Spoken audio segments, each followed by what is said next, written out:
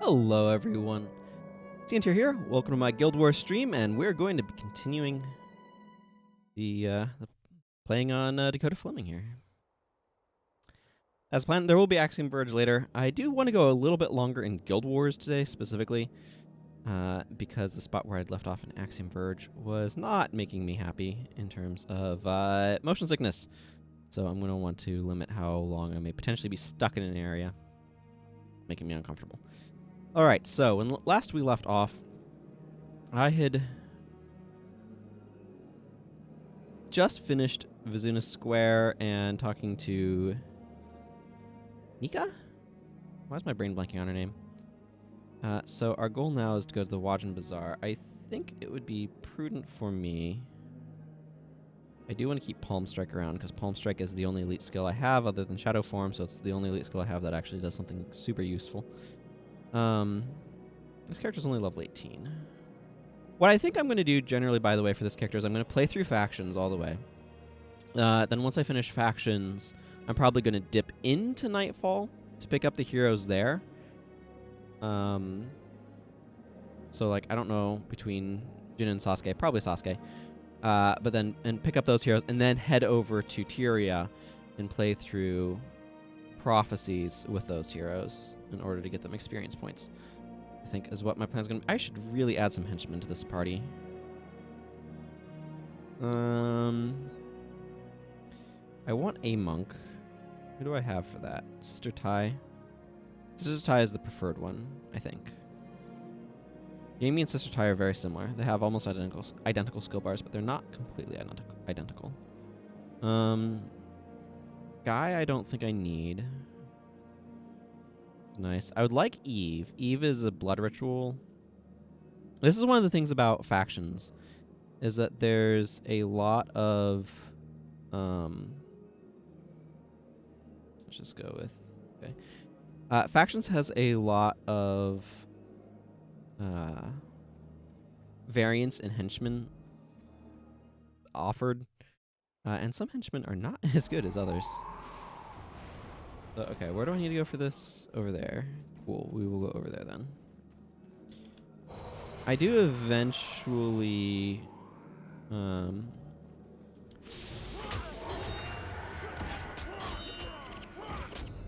want to let's see, at some point I'm going to want to dip an Eye of North for skills as well. Once I finish factions, I'll probably kind of go wandering around a little bit more. But I do want to pick up Quivering Blade, because that's a nice sword elite to have.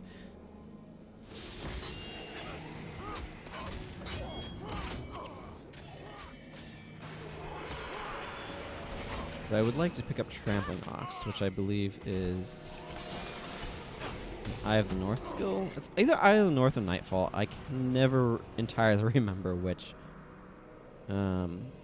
I don't know, I just don't have a lot of reason to remember what skills belong to what campaign most of the time. Oh, right, yeah, this part. There are some skills where it's easier to remember. Like Radiant Scythe is an Eye of the North skill. I remember that one, because availability of it can be a bit tight. I really like Radiant Scythe on Dervish a lot, because it helps so much with smoothing out energy on that class, that profession.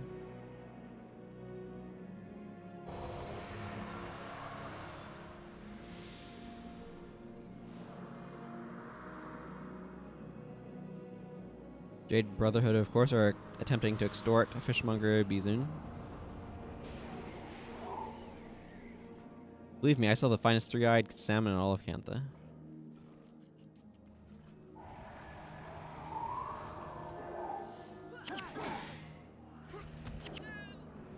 Wastrel's Collapse, which is another skill that I also quite like, is a Nightfall skill. I remember that one too.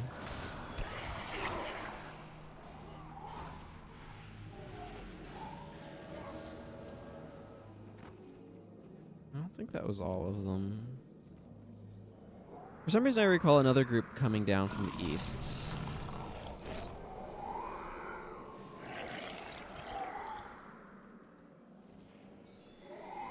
Okay, maybe they're coming from the northeast. Hope everyone's doing well today, doing well this week. Been doing anniversary stuff.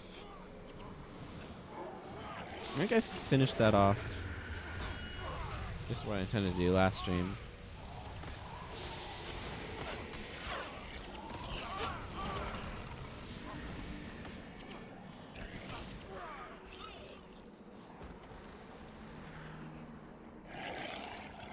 Those award against foes, like, show you that maybe it's a better skill than I think of it as being.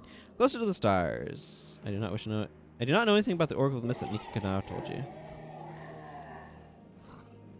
Okay. I need to go over here. I think I'm gonna go this way to get there. Sun Quivering Blade is down in this sort of area, so I would like to get him along the way if I can. Again, because that's a skill that I know I'm going to want. I'm here, I might as well pick it up.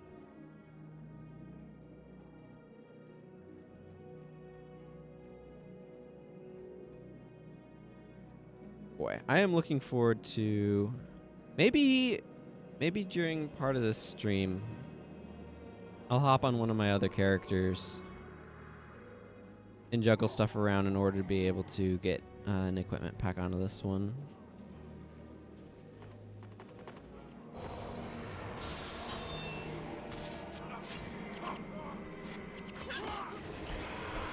Because I really, really would like to get an equipment pack on her at some point here.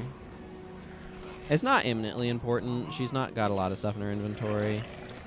But it will become important at some point. The other thing, too, is as much as I like the anniversary event, it really does tend to fill up the inventory with a lot of random consumables. So I just kind of have a bag full of that that I'm going to eventually want to transfer to my bank.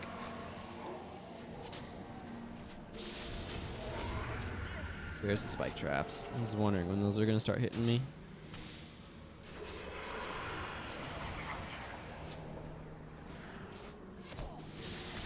These marksmen spend all of their time waiting for you, just planting traps, which can make them suddenly extremely painful. Thankfully, they don't have quite as much trap variety as some enemies do, but still.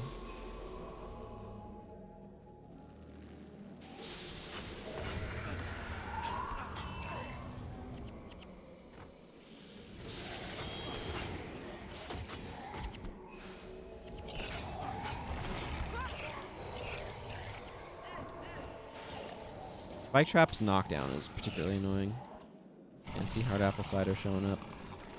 Hard Apple Cider, of course, is useful for a good, or not a good deed, the Kieran Thackeray scavenger hunt, I think is what people typically call it. I need more condition removal in this party. That's what I'm seeing.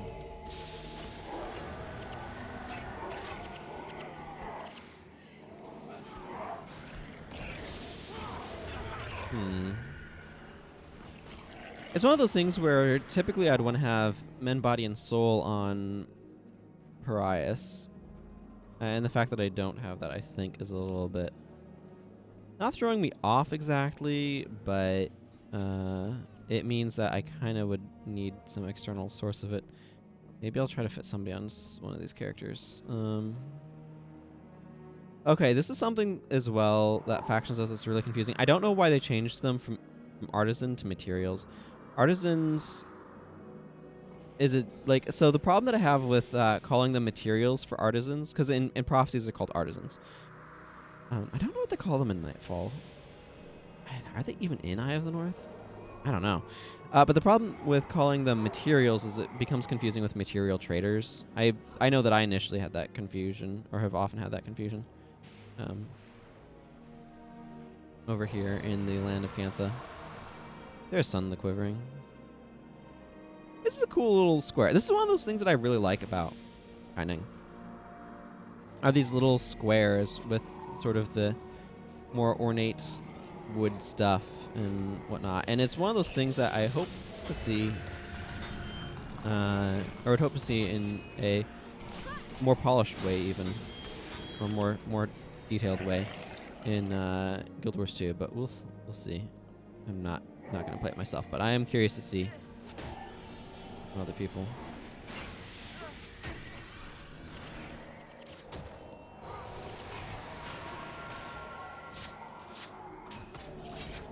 This is why I need condition removal. Oh my goodness, I have so many conditions on me. Thankfully, I've got a lot of regen going on, but...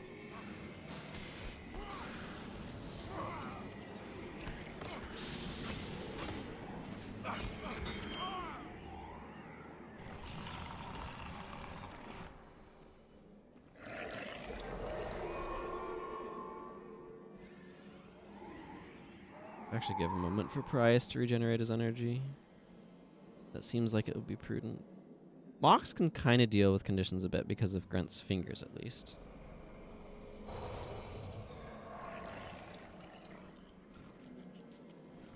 I could bring Signet of Malice. I do have Signet of Malice, but that requires me being able to have an animated target that has conditions on them. Maybe it would be worth bringing here, though. I don't know. Where are you even going? Why are you going to harass this random... You know what, whatever. You do you, I guess. Boy, now would be a nice time to have a charged coward.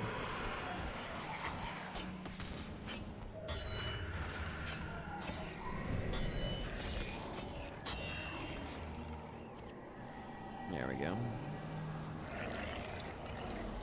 I want more of those skills eventually, but I need...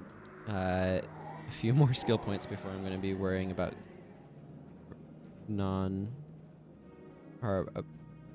before I'm really trying to fill out my my ranks of skills. My eventual goal for this character is to get, I mean, most warrior, dervish, paragon skills and all assassin skills on her. That's a long-term goal. Not all of the primary attribute ones, of course, for the secondary professions are going to be useful, but...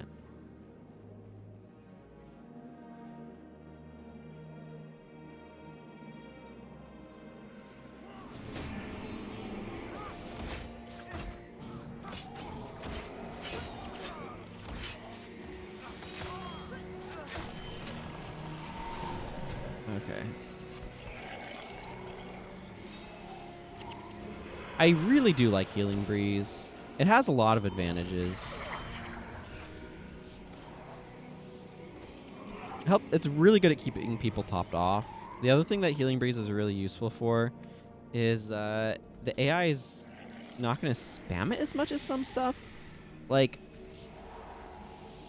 it costs as much as Heal Other, but like, they're not going to recast Healing Breeze on somebody who has Healing Breeze on them, whereas they might use Heal Other as a top up, as something to top somebody up on HP. So they're just going to be a bit more efficient with Healing Breeze than Heal Other, I think. Just as a comparison point. Yeah. Where we're at with things. Welp.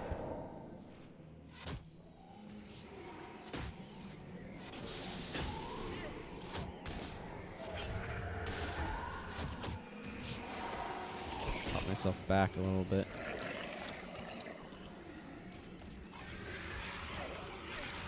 Oh my goodness. Ow. See, this is the problem, is they have nothing to do other than just drop traps upon traps upon traps. But they do.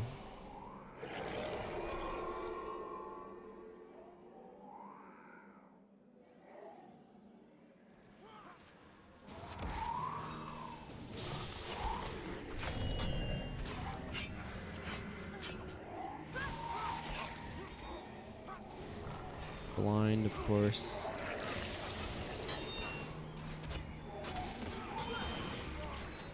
Let's see.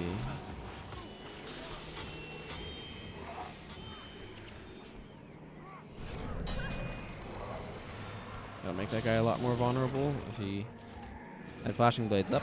And this is why I have wild blow on my bar, is flashing blades. Anybody was wondering? I'm about to get another level, actually. That's nice.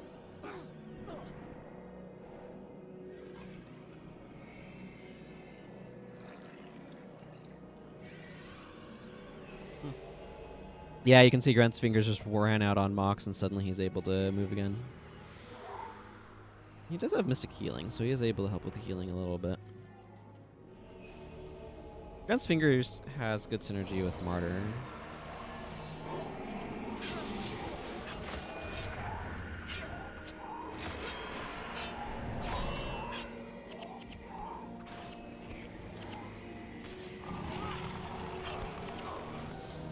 I wonder how many people are on... I've heard Nine Rings is very populated right now. People farming that lucky and unlucky title track. Speaking of... Oh, yeah, here's Ratsu.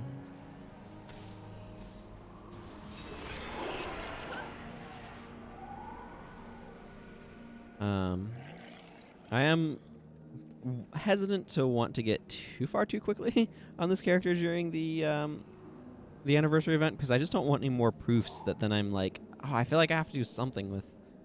Like, I feel like I have to complete the total number of proofs and do something with them, and I don't want to put myself in that sort of position.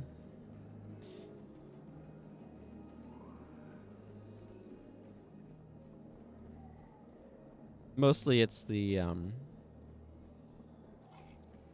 God, I've gotten everything that I want from proofs, so...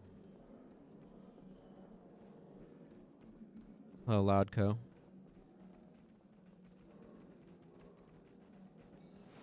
Let's see. It's Signet of Judgment. Trying to think through. I don't think I need any of the elites here, because it's Necromancer. Yeah, okay. It's none of whatever I am. Go ahead and grab. I don't know if I need Signet of Malice here. I do want to keep Wild Blow around because of the Tengu, who have the very annoying habit of interrupting, or of using stuff. Hey, Clean Star, good to see you. But the Tengu have the very annoying habit of using lightning reflexes, I think it is. Let's maybe just stick Twisting Fangs on there. That seems reasonable. Do I want to change anything up with anybody? I don't currently.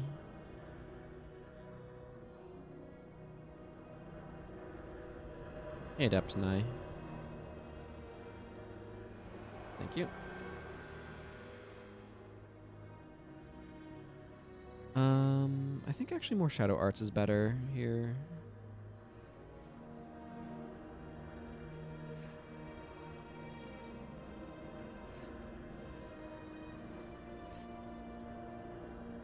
I don't trust axes to salvage to not wood. They don't always salvage to wood, to be clear, but I don't trust them not to salvage to wood. I need to find a use for all this dust I've got. Wow, I almost have a full stack of silk, too.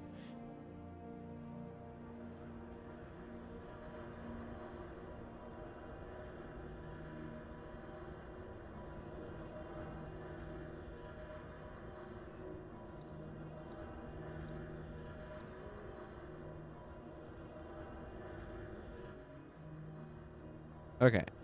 Time to go ahead and do this mission.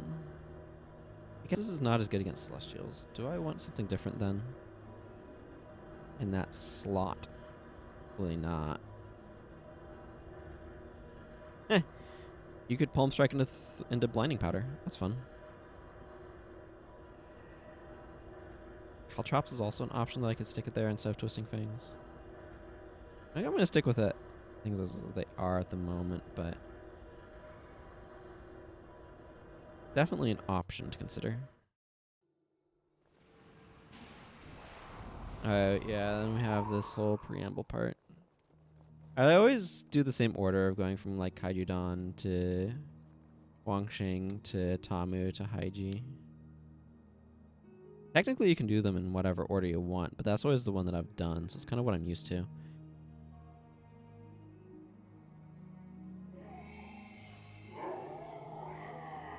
Our directive right now, Mox, is to stand around waiting for them to spawn the portals. I hope you're doing well today, Clean Star.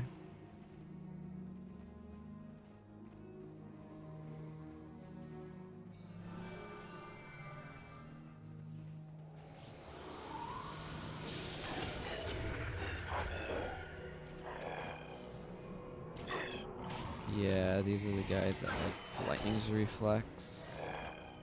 The other thing that's kind of annoying about this mission is there's a couple of spots like this one right here where you're passing over an area where there's a group. Like there's a vertical, I don't know, expanse if you want to call it, where there's a bridge.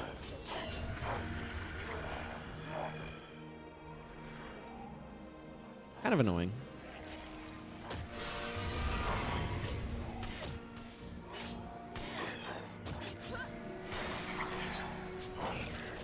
Are you just interrupting my Death Blossom a bunch?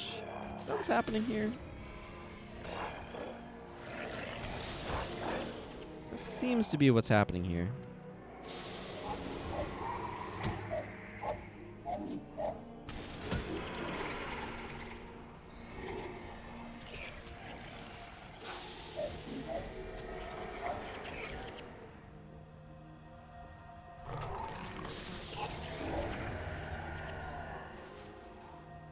I suddenly want to do some tests.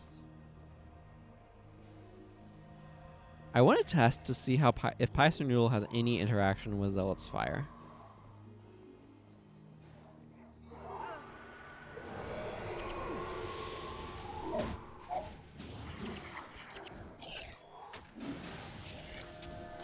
Because what if it does?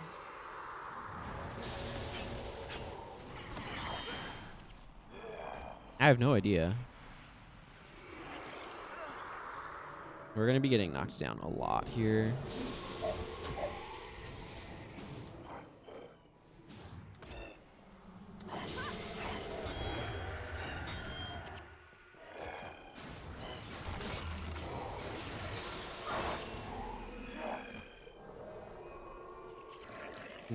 I should have checked for different henchmen. Eve would probably be preferable to Sue.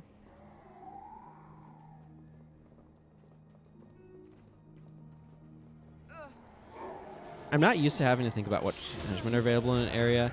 I think most areas, like in most of the game, it's the same set, or at least approximately. Obviously, there's like the transition in prophecies from like Alicia to Menlo at all, that whole bit, but where some of the henchmen that you started doing stuff with get replaced by the Ascalon's Chosen or whatever they are. But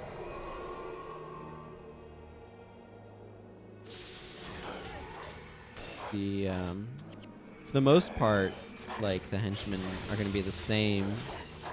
There's a lot of differences in, specifically in factions, like just subtle little things of like, oh, these henchmen are available here but not here and whatnot. That can get quite confusing. So, and the thing is, it's not like they're comparable, right? Because this is the thing, is when you have Menlo replacing Alicia, he's basically just using an updated form of her bar. But he's basically just using her bar in prophecies. Whereas what henchmen you have available in any given area in factions is really significant. Eve is your blood ritualer. You don't have blood ritual on Sue. She has minions instead. And so on. The only sort of real comparable ones are Sister Ty and Jamie. And Jamie has, like, they have very similar bars, with the only difference being their elite. But Jamie's choice of elite is Blessed Light, which is, again, a skill I really like, but it's very energy inefficient. It's unfortunate that she then goes to the Jade Sea, where you get a bunch of rangers but no necromancers, and you don't have access to Eve's blood ritual. Whereas you have like 4 necromancers or something in the Equitable Force. Is crazy. Like the imbalance there is quite intense. But my point is that, oh yeah, this part's kind of annoying. What sort of functionality you have from henchmen differs wildly depending upon where you are and whatnot, because the henchmen are so divergent in terms of functionality in factions, and then are very inconsistently available. So it's kind of going to be interesting to play with some of the henchmen partially. Like, I have as many heroes in my party as I have right now. I would have picked up more mercenary heroes, but there was not a sale, so here we are. I did not. Made the decision that I'd only get more mercenary hero slots if they went on sale, so. I get a little tired of Gaze of Contempt spam.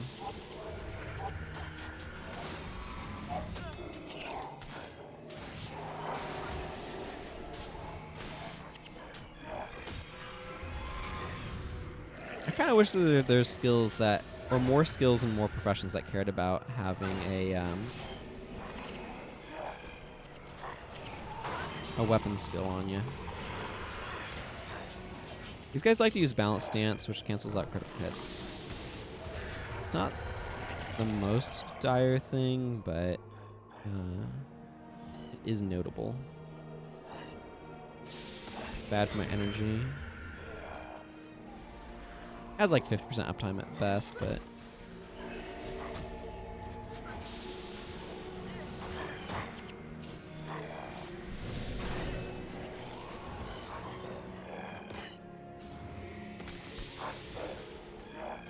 there's victory tokens. Victory tokens in particular are a little annoying because I think they're only useful in multiples of 5.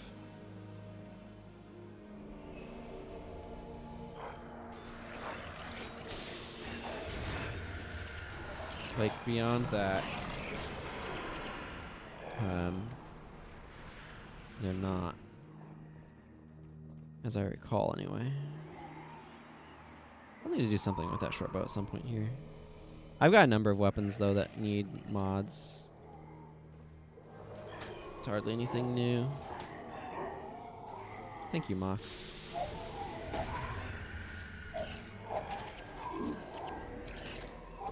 It's nice to have somebody else in melee that can go in, run in, and absorb some of the initial round of hate.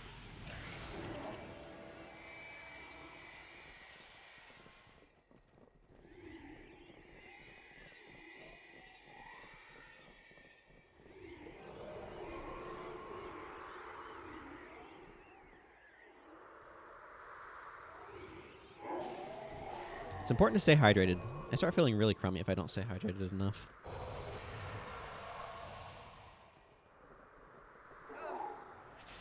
Oh yeah, nothing like a Signet of Judgment spike.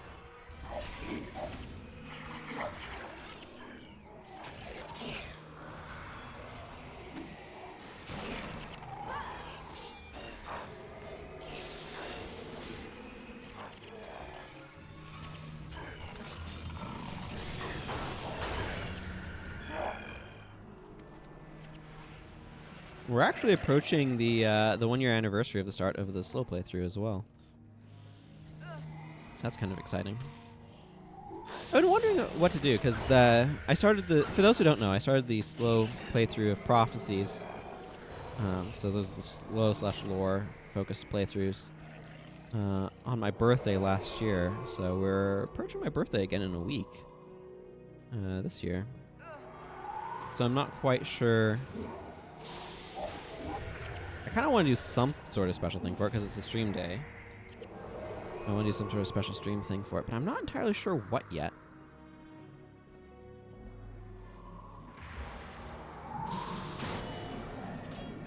Maybe I'll do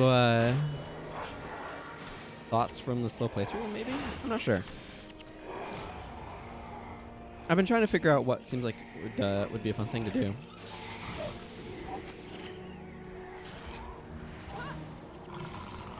I've been meaning to write an article about thoughts on the slow playthrough, but I haven't yet figured out a good way of working time into my schedule for working on articles. when I do work on them, it's a little bit haphazard.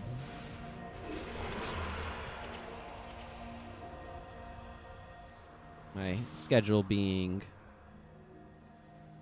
working or streaming some of the days of the week, and I can't really do a whole lot after the streams. They're actually more draining than I would think. So I'm gonna okay, never mind. We gotta remove Hex in there.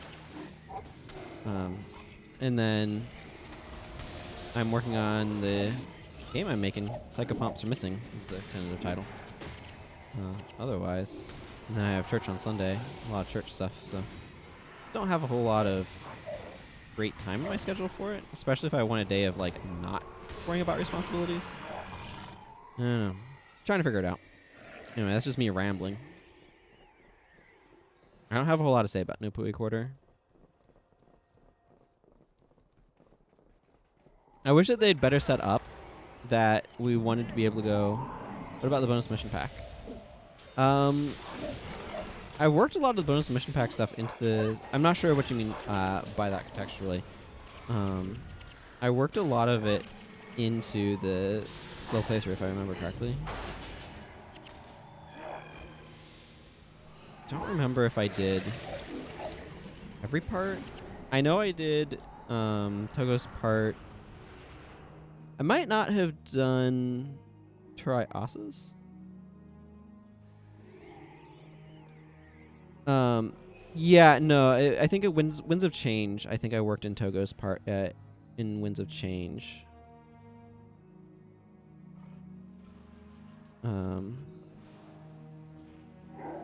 And I think I might have done Gwen's part before. I might not have done Sol de Lesio's, and I might not have done Trios's. But I'm pretty sure I did the other two. One near...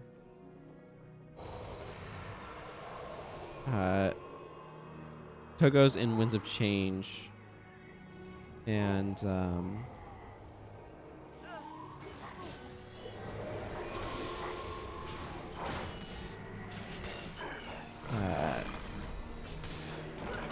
why am I blanking on the other one? And Gwen's before Eye of the North. Yeah, it's gonna be a while to get to walk.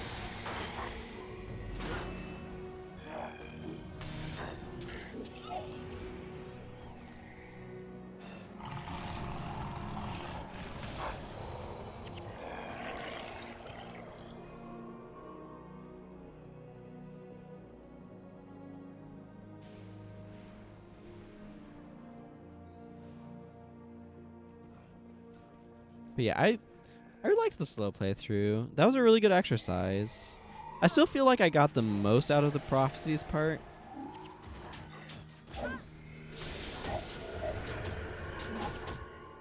I think part of that is because prophecies is just so different from the other ones that I need to... Okay.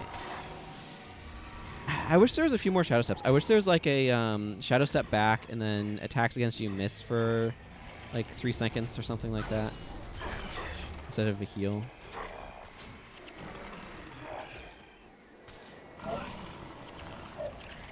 I think part of the reason is because like Prophecies has a lot of they were figuring out what they were doing.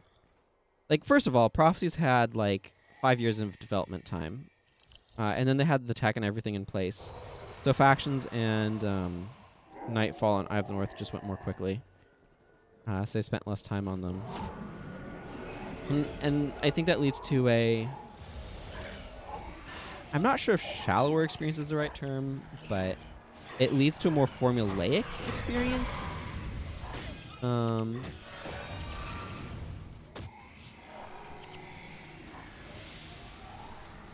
Yeah, I think a lot of it is just because they were figuring stuff out, so they didn't have formulas that they were following for how to do stuff yet. Whereas by the time of like Factions and Nightfall, they have done enough of that work that they have formulas that they're kind of following for how to do things, you know?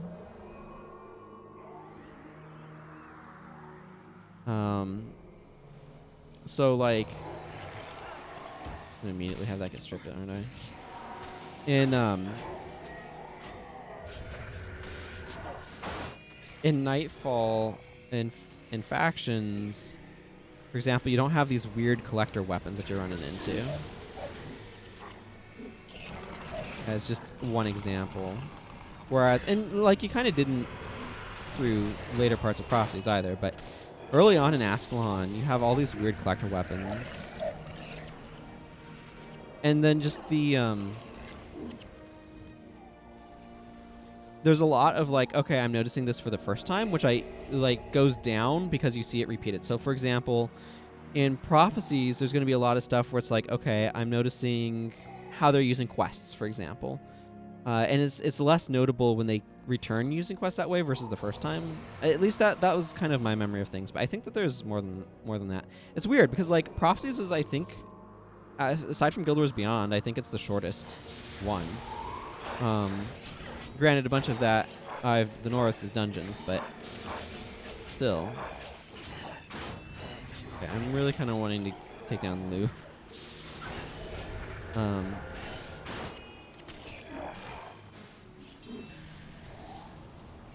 But yeah, like Prophecies, I don't know. I just feel like Prophecies lore is like Keeper's not quite. I think Prophecies lore implies a lot more in ways where you like have kind of more to dig into, and then the other campaigns, or especially Ilona, feels like it's kind of drawing off of what Prophecies did.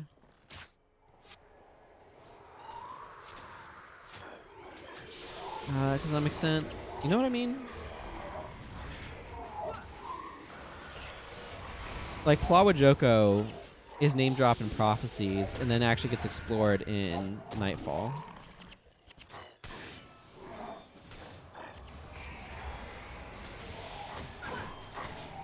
But yeah.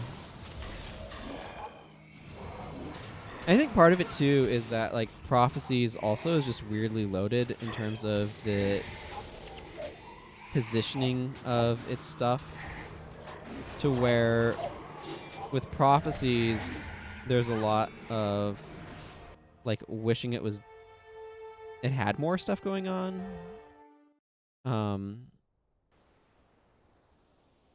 Like for example, when I play Prophecies and I look at the Maguma Jungle, it's like, why aren't there more side quests here? So like there's a lot more to like process with some of that stuff, I feel. Whereas like Factions and Nightfall are both a lot more quest dense, so there isn't that aspect of it. But that also means that you're kind of moving through things at a different pace. I don't know. It's interesting to speculate about. Go ahead and salvage dust out of those. Butterfly knives probably. Ooh, stealing it. Right, because I'm using some expert kits. The rest of the stuff I'm just going to ID. I don't know about pronged rods. I don't want wood, though. So anything that feels like it's got wood in it, I'm kind of generally avoid salvaging. Nugami.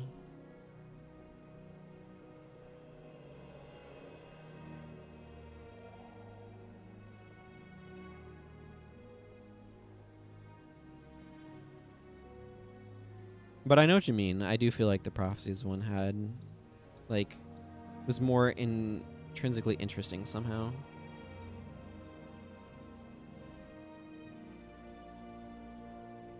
Okay, Senji, I need a little bit more gold than this. 402, I think. Okay, that's more than I needed. I need 392. Actually, no, I don't even need that much. I just want to unlock Dervish and Paragon. I remember Senji was really convenient to come back to change your secondary profession back when you had to go talk to an NPC to do it. I don't think that there's a whole lot that you've given me in terms of skills here. Yeah, we're going to go back to Warrior. This character is going to be Warrior, Paragon, and Dervish secondaries, and I'm not going to unlock any others on her. It's just, I like to do that sort of thing stylistically, as it were, for reasons. Okay, is there a... Hang on, I should drop that, because I'm going to be picking up another elite. just shortly. Let's actually slot on Caltrops, maybe. Having a snare is very useful. I do want to pick up more Signets of Capture. Let's go ahead and grab... He's me getting some hiccups. Akane. Oh man, there's so many other skills to grab. Well, pace myself.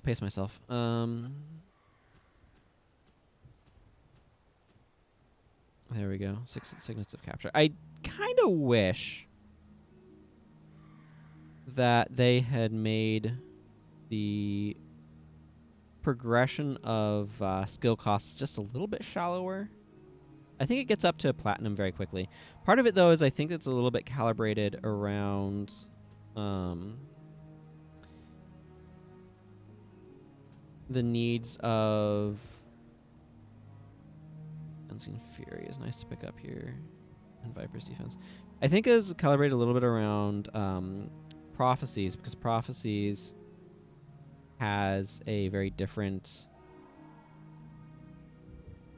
pacing at which it gives you skills. Like, Prophecies gives you a lot of skills through questing.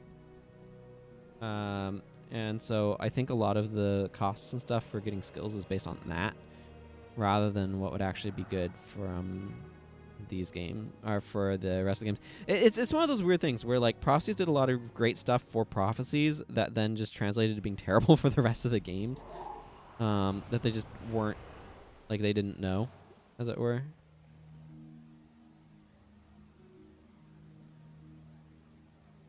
Yeah, I agree. I much prefer the way the Prophecies story works. Because, yeah, the... just as you're saying, the faction story is just Shido. Then the Nightfall story is a little bit more than that. But it feels like the story is chasing Varish. Like, it's all just chasing Varish, or trying to stop Varish. But, like, it extends... Well, we failed that. It has to push out into Abaddon, which is a nice extension of the plot, but it's not really a twist, per se. It's kind of a plot twist in that it's like, oh, the twist is that you failed, now you have to go do the bigger thing. Or, like, Varish succeeded, however you want to look at that. But, like... I want to go capture the lead off of the vermin here. But, Factions is all Shido all the time. And it starts off with that mystery of, like, what's going on. But, like, that's... Most of Factions is... we're trying to stop Shido. And that's... We're trying to figure out how. Whereas... Most of... And like, they could have extended the mystery section longer, but we just kind of know it's Shido from Zendaijun onwards. And it's confirmed in Mizuna Square pretty strongly.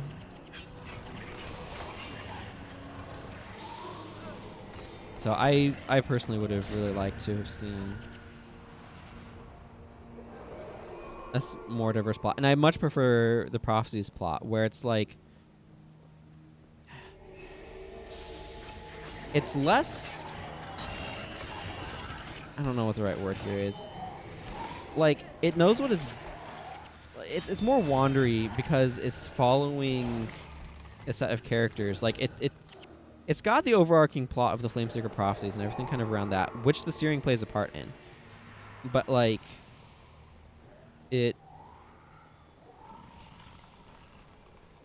what you're looking at and focusing on as a player is much narrower than that. It's not looking at the Flameseeker Prophecies. It's like, what's this thing immediately in front of me? And I think that there's a lot more, like, room for what could have beens as well in the plot that way, in the sense of, like, what if they had explored stuff more with quests than they did, sort of thing. That's what I mean by what could have beens. But yeah, like, you start off with... Like, I love how Prophecies opens, right? The last day dawns in the kingdom of Ascalon. It comes with no fanfare, no tolling of alarms. Those who remember it will speak fondly of the warm morning breeze. And they're unaware that in a little while, everything they had ever known will come to an end, sort of thing. But, like, you kind of, like, almost forget that it's the last day dawns for the kingdom of Ascalon there, right? Because it immediately, like, the transition is Scribe, take this message. These Char are relentless. Take this message to Sir Titus. Find for me the bravest, the greatest heroes in all Ascalon, who will lead our kingdom to glory, sort of thing. And so you get caught up in almost a very stereotypical RPG setting of like, oh, we're going to defend our kingdom now. And okay, I'm selecting that Canton chest. Do I have any lockpicks? No. And like bringing the kingdom glory and all that. Great stuff. And like that's kind of where the story sits to a large degree. I don't need this anymore. Oh, I can't just drop it though. Gotta delete my igneous summoning stone. I've been forgetting about it anyway. But anyway, so like the this is actually kind of out of the way of where I need to be going. I need to actually be going over there.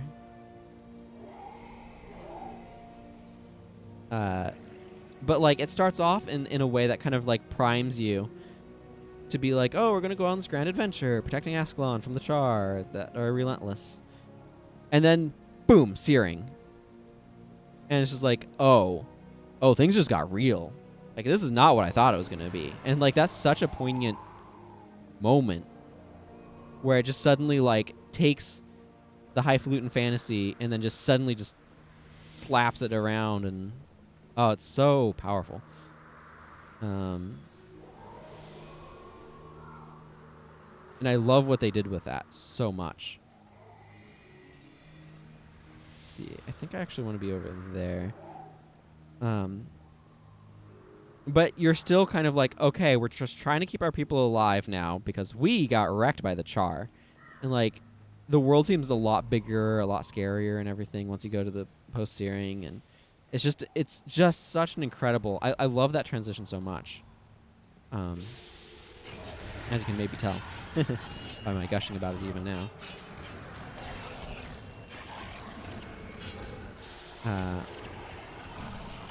But I really love that a lot. And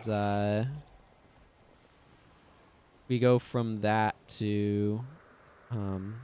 okay, we're trying to keep our people alive. We follow Rurik over the mountains. Oh, this new place we got to has this thing going on with this problem with the undead. And, well, if we're protecting our people, we need to do that. And it's like, oh, now the Shining Blade are doing things. Whoops, the Shining Blade have shown us that the people that we thought were going to be our helpful allies, maybe not so much.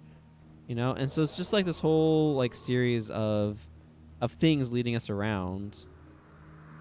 But it's just a lot more complexity going on with the story. And I personally prefer that. Like, it's not going to be everybody's preference, and I recognize that. That's fine. There's some people who are going to like the faction story the best. Some people are going to like the Nightfall story the best of the 3 campaigns. But for me, the Prophecy story is where it's at, and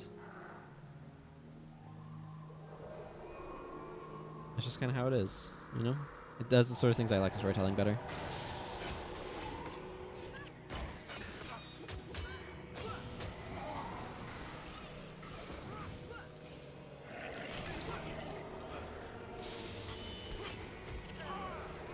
And like, there's a lot that I think could be better in the Prophecy story. Mostly, I think it would be better if it was fleshed out more. Whereas, like, the faction story, I think is extremely disjointed and needs to be better cohesive in the sense that so much of the game is about the factions, so much of the story is not about the factions, and that feels like a very odd disconnect to me. And I would have liked it if they had, like Shiro is fine, sure.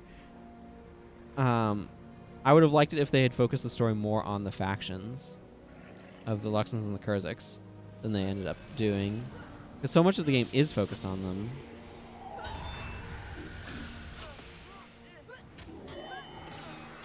But at the same time, most of the story is not.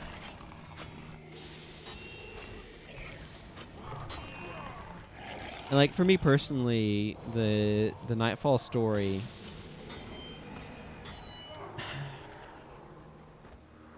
my problem to some extent with the Nightfall story is it just feels very tonally odd. And what I mean by that is, like, Oh, we're teaming up with these centaurs. Isn't that great? Oh, wait, the centaurs are talking about eating the flesh of these Cornins, and we are also knowing that they're force conscripting people? Maybe this isn't so good. What sort of people are we allying ourselves with? But it just kind of like hand waves and glosses over all of that.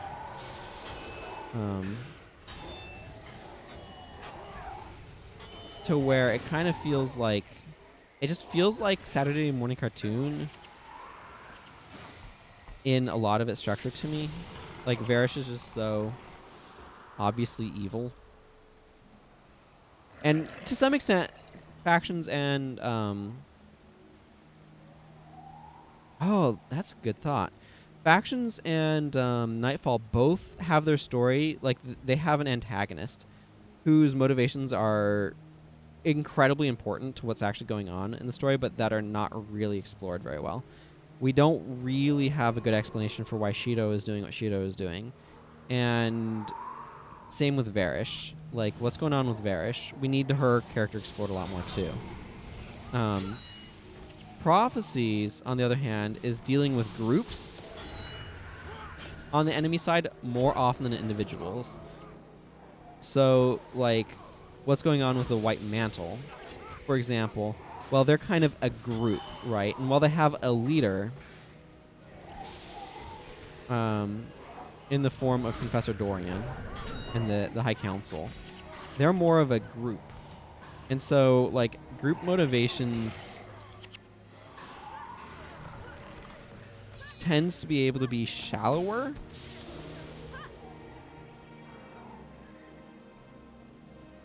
in many regards than individual motivations, because you're not with individuals that are in those like high positions. When it's focused on Shido, for example, doing his thing, why Shido is doing what he's doing is incredibly important to the story. Why Varish is doing what she's doing is incredibly important to the story. Why Bonfaz Burntfur is doing what he's doing is explained simply by him being a Char, like in this position. Because he's functioning as part of the group, the story isn't centered around him pulling the group forward. It's about him enacting the will of the group. It's very different, sort of structurally. I'm still trying to pick this apart because this is a new thought that I'm trying to understand. So it's going to be a little crude as I try to understand it. Get me out of this fire.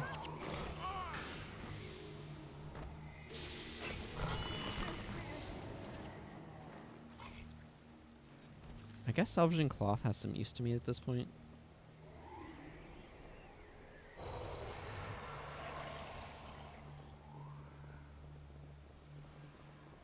Let's see.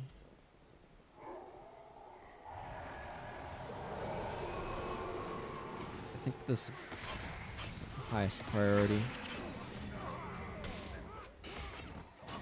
Well, my backline didn't like whatever happened back there. Has some weird pulling.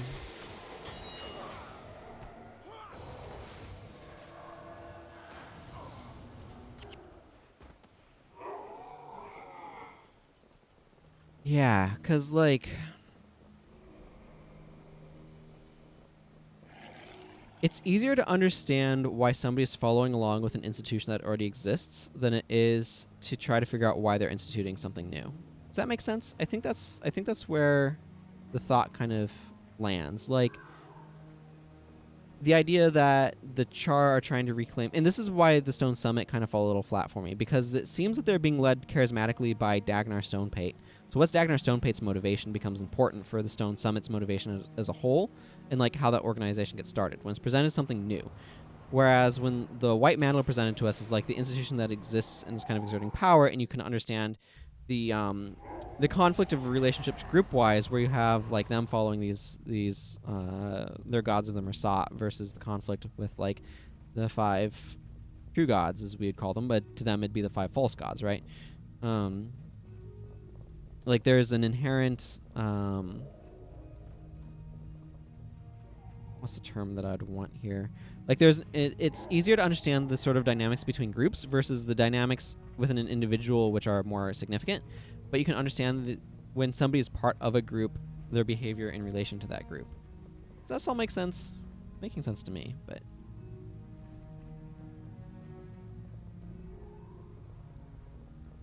How do I want to navigate this space? I guess right now I need to go there and get rejected from going into Tahnnakai Temple. So I think that's what a large part of it is. Like, Confessor Dorian is not trying to start the White Mantle, so I don't need to know what his motivations are for doing so, because, like, that's not relevant to the story. Whereas, say, Varish is trying to bring about Nightfall, and so it is very important to the story what her personal motivations are. So then they really need to be explored more, because that's what's important to motivating the story. Whereas, like, why Bonfaz Burntfur wants to attack Ascalon, as just another random example, is not as important. I mean, we do have the Lich, who becomes kind of a villain, but it's very clear he's after, like, power and world domination, which it's clear why he'd be thinking he gets that through the thing. Plus, he's being guided by these Flameseeker prophecies, which is another, like, explanation to his motivations. I feel like they do enough of a job. Like, he's not the primary villain throughout most of the game. I mean, he is, but he isn't, right? But you've also been, like, I don't know, it just feels like there's a little bit more nuance with some of that. And it's interesting to think about, though, how, like, this discrepancy between the motivations of individuals versus groups matters so significantly for this. Good to think about.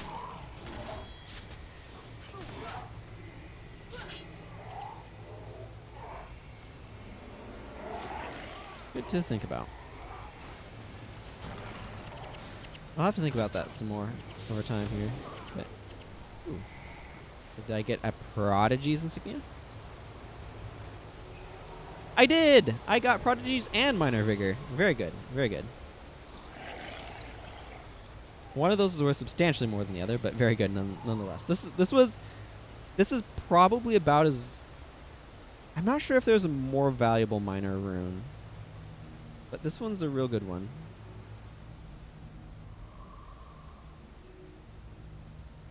That one's a very good one.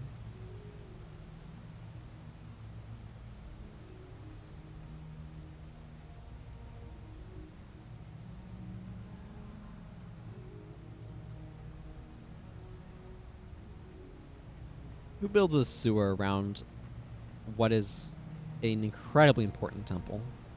Like, could you imagine being the Emperor and having to come walk over this grating over, like, an active river of sludge in order to be able to get the Tahnnakai Temple? Maybe this is kind of the back entrance and the main entrance is the Nahpui Quarter one, but...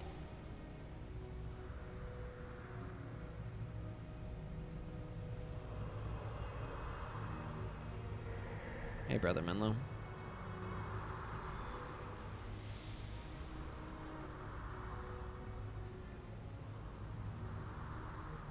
This part's a little... eh. Hey, Derpy Mongoose. Oh, I know, right? Here, have a wave. Kaining, particularly the lower parts of Kaining, are going to be absolutely, like... They're going to reek so much. Just so much raw sewage.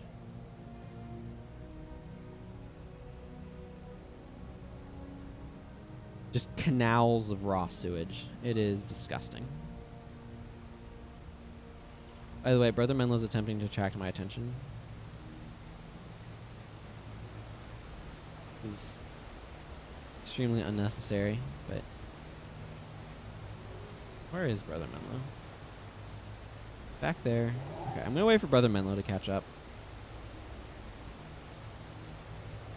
Yeah, it's a very good thing that we don't have the smells of video games technology yet.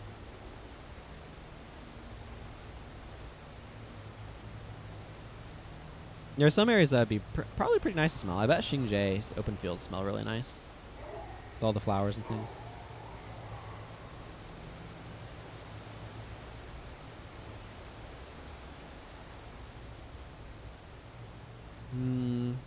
On the other hand, here we have waterfalls of, like, dirty water at best to just coagulating filth.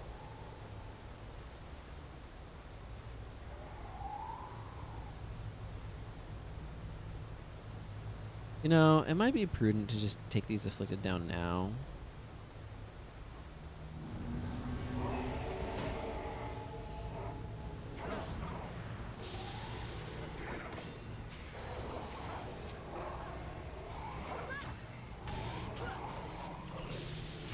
Aegis, my bane. Assassins hate block more than any other profession. Can we maybe keep Brother Menlo alive?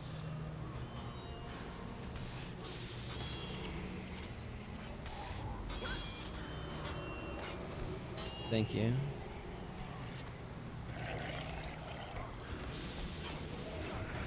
Really don't need, really do not need Brother Menlo tanking here.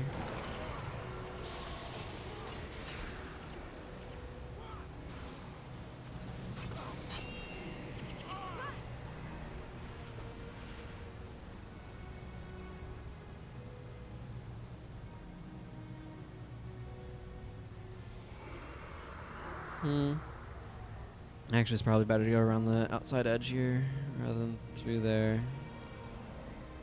This is where Brother Menlo clearly wants to be going anyway. Might as well follow him, I think.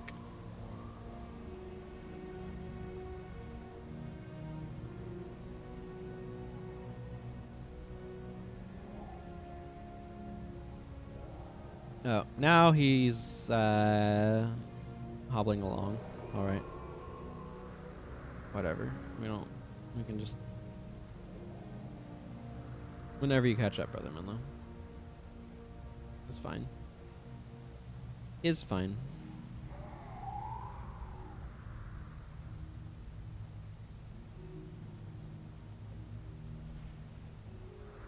Yeah, I still want to get my headpiece for that. Do I need to wait for him to finish getting here? I might.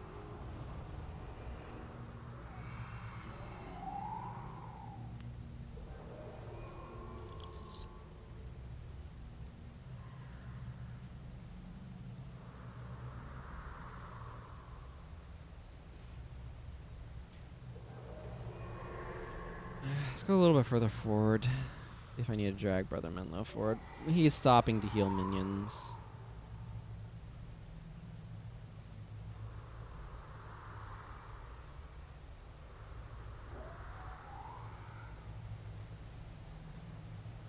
My goodness. Stop spamming Orson of healing on the minions and get the friggin' narrative going. Thank you. That was annoying. Yeah. So I wish I could have gotten hair in the same color as Nika's here. Unfortunately, that's a Nika only option. Alas.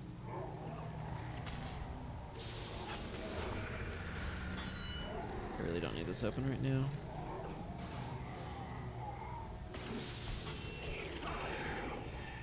Give me your Plagueborn armor.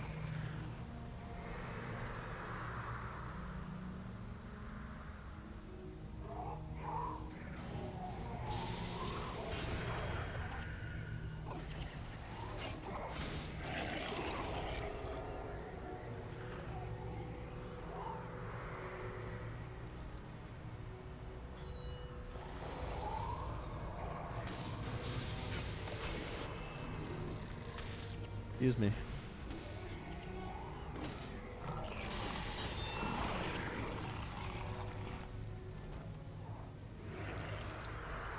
Hey, Sue.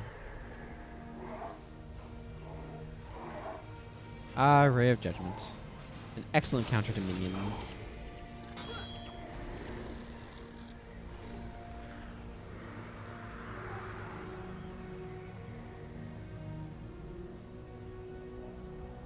Sight tongue armor set? I think it might be.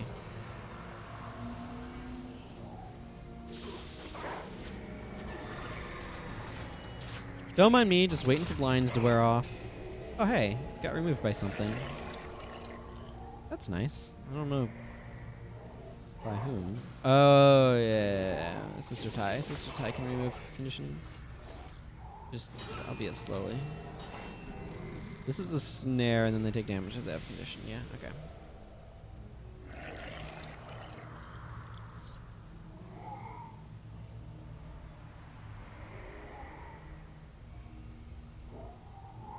Wish that came up a little bit more. I guess it kind of does in that Nika becomes a henchman.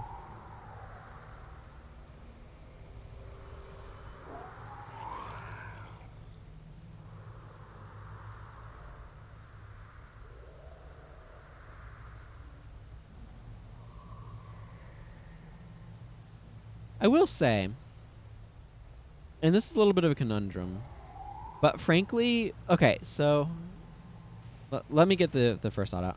One of the things that we have going on here is that we're not allowed into Tahnnakai Temple without having a direct connection to the Emperor, either the Emperor himself or a member of the royal family, such as Master Toko, who is the Emperor's half-brother. That's what gets us into Tahnnakai Temple. It doesn't seem like a really significant thing, though, because our inability to get into Tahnnakai Temple because of that lack, the really gross sludge, because of that lack is, like, incredibly minor. It's the sort of thing where in order to make that feel significant that we're finally allowed into Tahnnakai Temple, we need to be spending a lot of time not being able to go into Tahnnakai Temple but wanting to. And they don't really set that up ever. There's maybe a little bit of getting into Raisu Palace, but in terms of Tahnnakai Temple, it's just not a thing. It would be really... It would have been really interesting. I just was noticing that Daedalon does not have an elite skill. It would have been really interesting if there had been something done to make it that way being able to finally get access to Tahnnakai Temple feel a lot more significant. But there's not a way to have done that without dramatically restructuring the plot, which, I mean, I would personally be for, but that's another discussion entirely. Hang on, what?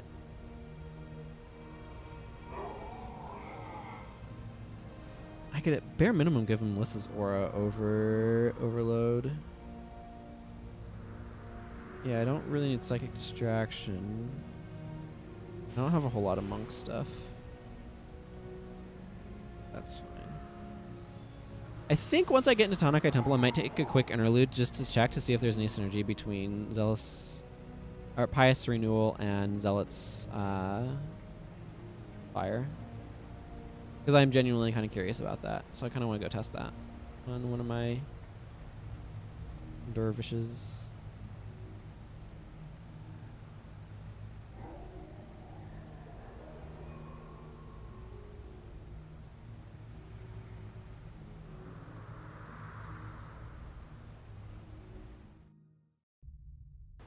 So I'm going to go turn in this quest. And then do the swap. I really wish from... One of the things I think is weakens the faction story, and I talked about this previously, but is the fact that they just kind of bounce back and forth.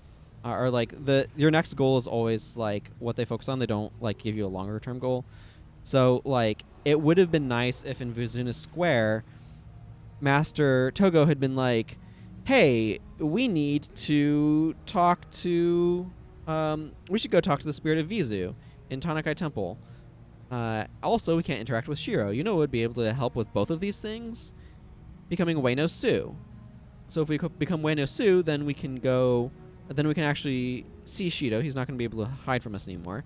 And we would have the ability to be able to go talk to the spirits in Tahnnakai Temple to be able to learn from Vizu how she defeated Shiro the first time. If they'd done a little bit more like foreshadowing that way, I think it would have resulted in a stronger plot.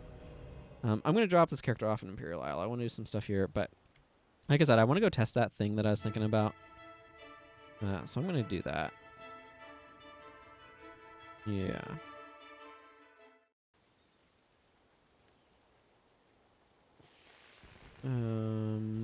Wait, before I go that direction, do I have... Let's fire on this character. I do. Okay, good. Good, that's the point of this test.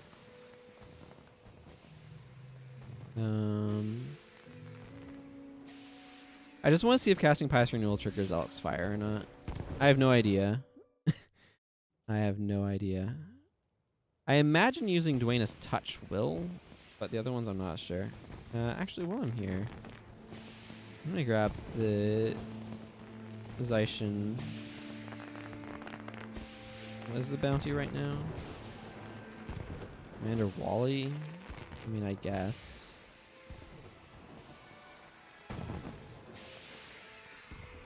This triggered off of more stuff than I was thinking about it triggering off of, so I just kind of want to be thorough. I got the idea in my head, so I want to try and see what happens. So if I have this up and I target myself with this, it does trigger. Okay, but it does not trigger off of stuff that doesn't have a target and just applies to you. So if I do that, it doesn't trigger. But if I Dwayna's Touch myself, it does. Okay, I'm just curious how that worked. I actually want to go pick up the Vanquish as well. The Vanquish is Old Ascalon, I think it is. And I have been wanting to go do that for a while now. Okay. That was just me wanting to test that stuff out.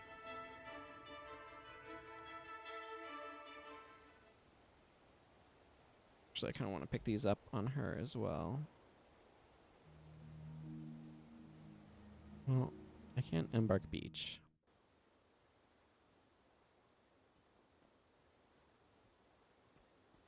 I'm going to go ahead and pick these up here. It'll be a while before she gets to the point where she's doing any of these, but...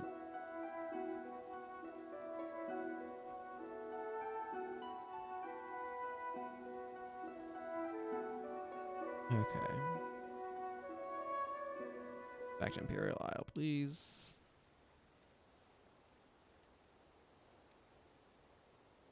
Just want to clear out her inventory a little bit.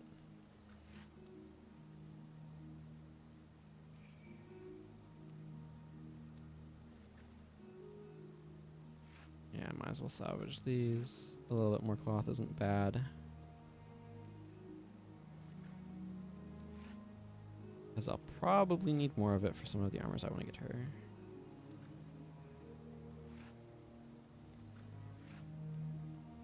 But while I'm thinking about it, maybe it would be a good idea now to... Maybe.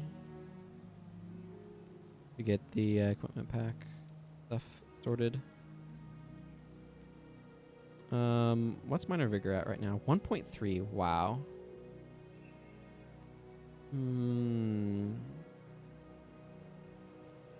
Okay. Minor Spear Mastery is worth more than Minor Vigor right now. I mean, it's still worth enough that I'm going to expend one of these charges. Getting both out. But I'm going to spend this Minor Vigor on a hero. Well, I'll just go and salvage that for some more cloth then. Let's see. Who do I most want this on?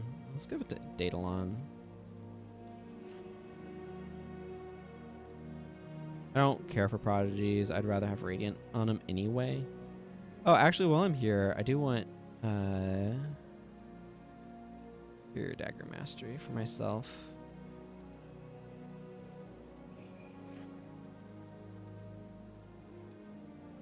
Now that I'm level 20, I'm okay with doing that. I'm going to lower the Dagger Mastery a little bit, though, so I can get more Shadow Arts and Critical Strikes. Yeah, do that. Seems good. The rest of the stuff I'm just going to merchant, though.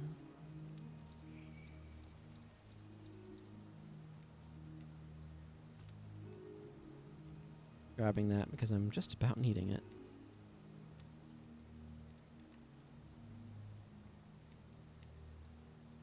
Right, let's grab Lissa's aura on Daedalon. That was one of them, right?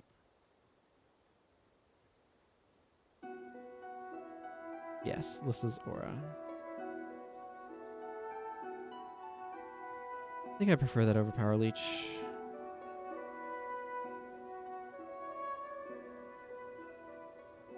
Is that better than Energy Tap or Overload? Put it over Energy Tap.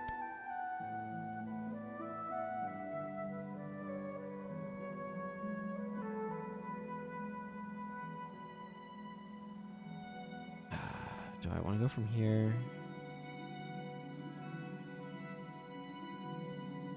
I think it's better if I just go to Kinding Center. Embark Beach is a great idea that's too spread out to actually be good. That's how I feel about it anyway. Okay, I do want to grab a different signet of capture because this skill's not impressing me much either. I am going to be going in an area where I can pick up flashing blades. I could do Tahnnakai Temple now. I don't quite want to. Where is... Grab Eve. Let's grab Sister Tai.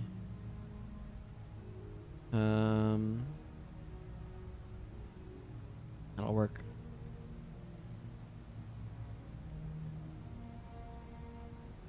The flashing blades is going to be really nice to have access to, so I kind of want to go grab it.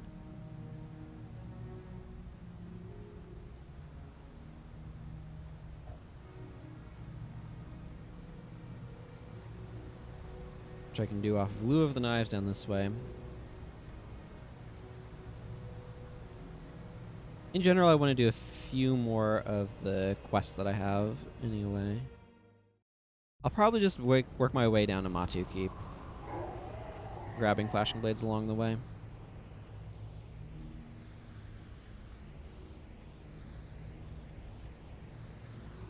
It'll just, I mean, I don't know that saves me time in the long run, but I will want it Nahpui Keep later, so. Gives me a trek through Senjing. Means I could also go grab Assassin's Promise, couldn't I? Think so?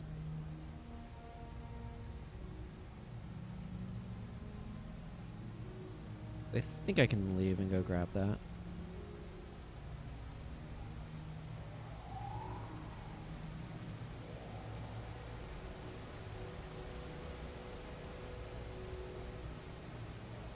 You know what that looks like? That filters into the area I need to go. Let's just go across this way. I don't necessarily know these maps super well beyond sort of the standard route that I take. I feel like I don't spend as much time in Cantha as I do some of the other campaigns.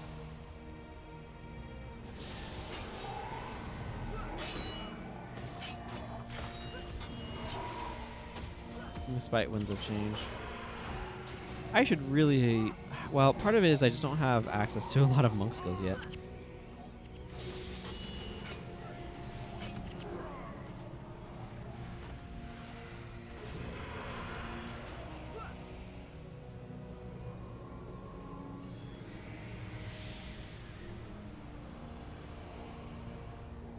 Yeah, I don't really think about this as being a viable approach, but it is.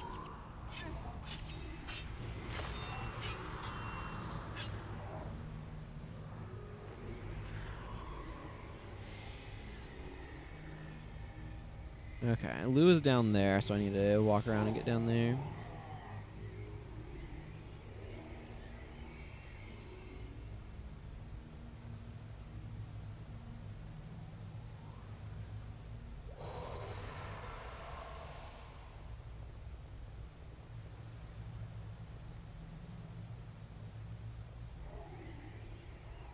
Okay, Lieu of the Knives. I know you're around here somewhere. We're gonna get ambushed in a moment. Yep, here they are.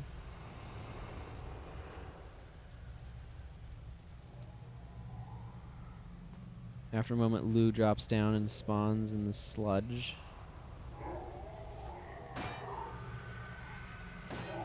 Not sure exactly what the trigger for him showing up is. Oh, there he is.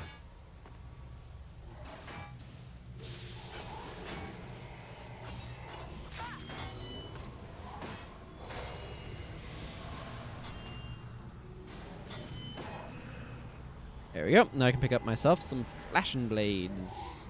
Huzzah.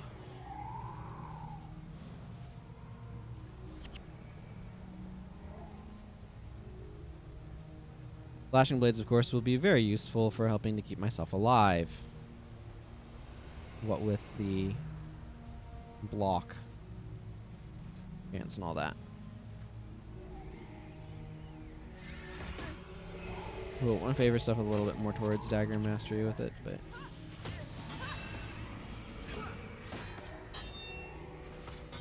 adds a little bit of additional damage to enemies too, which is nice.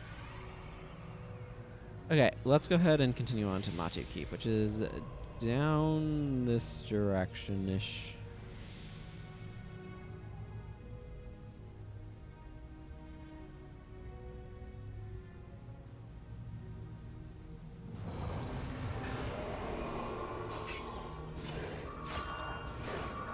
Hang on, I want to not be standing in Ray of Judgment.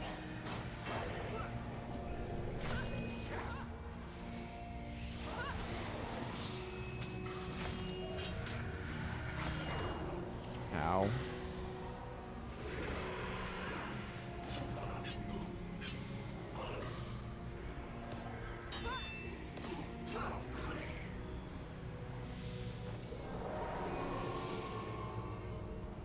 Hopefully they're done trying to turn me into molten goo. See, bringing Eve means that I get Blood Ritual on the healers, which really, really, really helps a lot.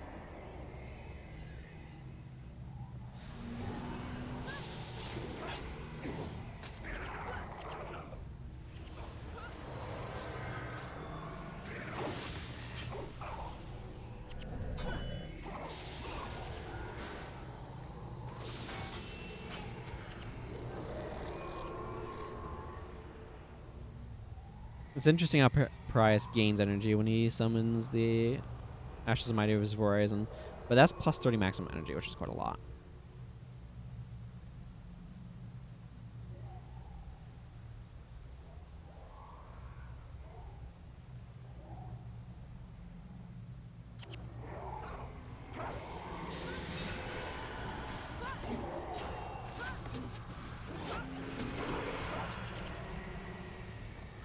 Nice.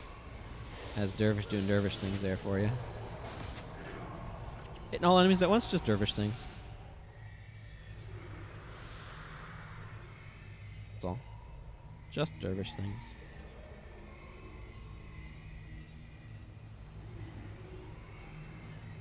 Okay, we're almost where I want to be.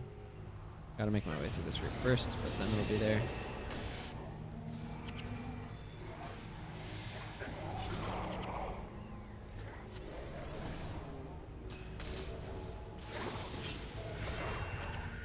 Ooh, Sprite and Brandy.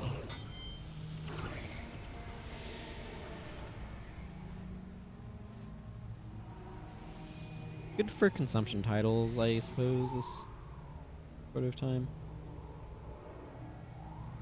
I wonder if Blood Ritual means that Jamie would be better than Sister Tai. Sister Tai has empathic removal, and Jamie has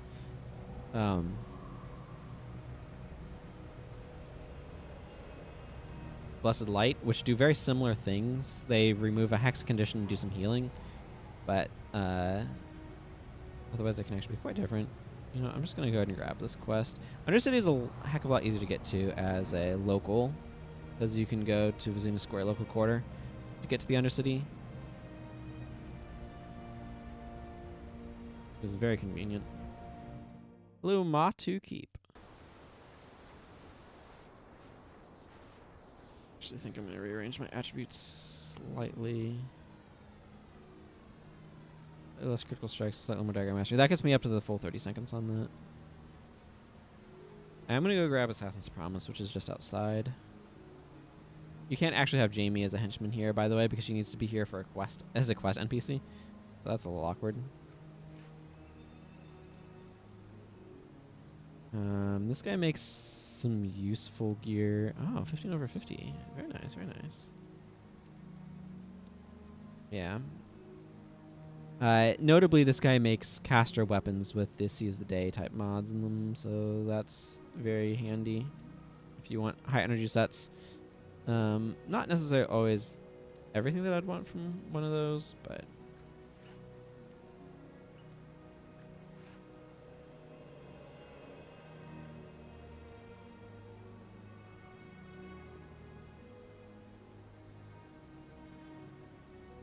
alright, let's drop this off and sell these random items to Asako.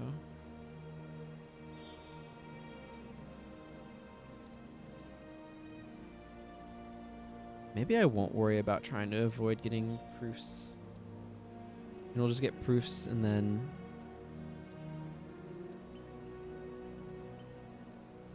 get her falling star as a polling bow. That would be silly, but an option. Not a terrible one.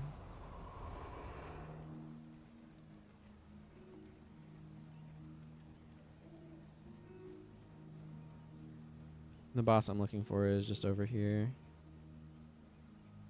And there's Jade Brotherhoods. I might go actually grab Tanglewood Copse. I remember during the Factions preview event weekend, you would spawn in the marketplace and talk to an NPC, and then they would teleport you just outside Matu Keep. So we didn't actually see much. The preview weekend was focused basically entirely on the Kurziks and the Luxons. We didn't really see much of Kaineng. I still preferred the way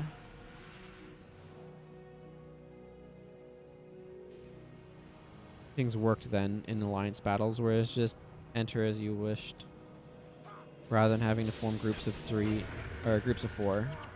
3 groups of 4. That's where the 3 is coming from. I personally preferred that, but it led to a lot of things like heal party and orders were very strong. That affected the entire party. And that sort of set up, so. Long story short, they decided to change it. And I never liked Alliance battles anywhere near as much again. On the other hand, I am sad that JQ, or Jade Quarry, and Fort Aspenwood are no longer quite what they had once been. The PvP in this game is good. I miss it.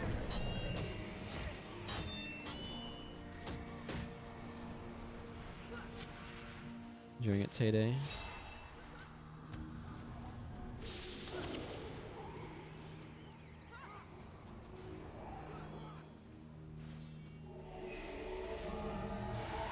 Okay, the deceptive.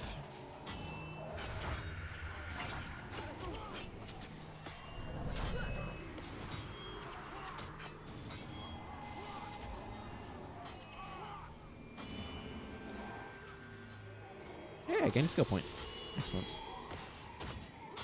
I do like gaining skill points.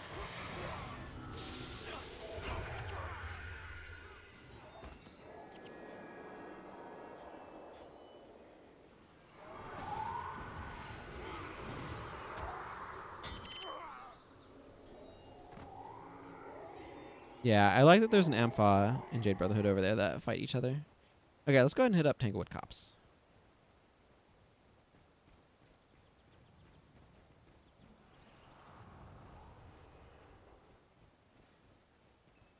I think I'm going to consider getting to the new zones when I walk into the areas, though.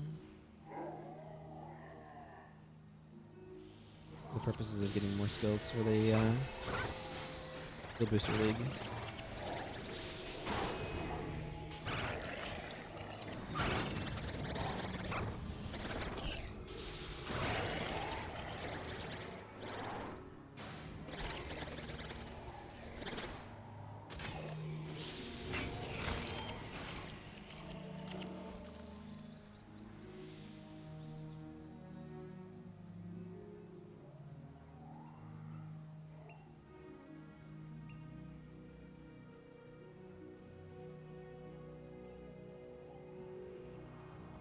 So I think you should be able to walk into Copse. It's just you wouldn't be able to advance beyond that because you need the lift elevator Schultz to activate his lifts.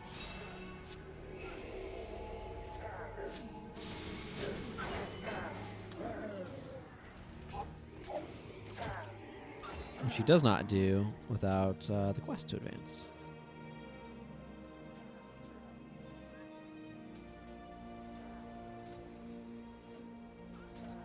Ooh, I can go get Kurzik skills now. Although, it's probably best if I don't. And save my...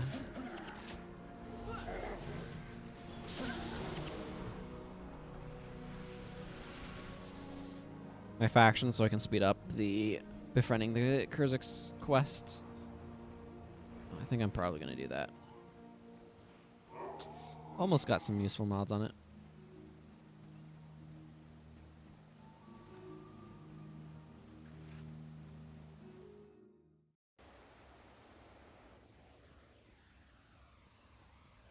Okay, this is Kurzik territory right now. It's always annoying when you come here and it isn't. Probably want 2 signets of capture in there, don't I? Just thinking about what stuff I'll actually want in the upcoming mission. You'll notice we lost one of the henchmen, Mr. Tai specifically. Okay. I do have this that I can turn in, but that requires me to wander around Wajin Bazaar enough to go find it. I think maybe I'm just going to go ahead and do Tahnnakai Temple now. Let's see. Probably going to go to about 2 and then transition to Axiom Verge. I do want...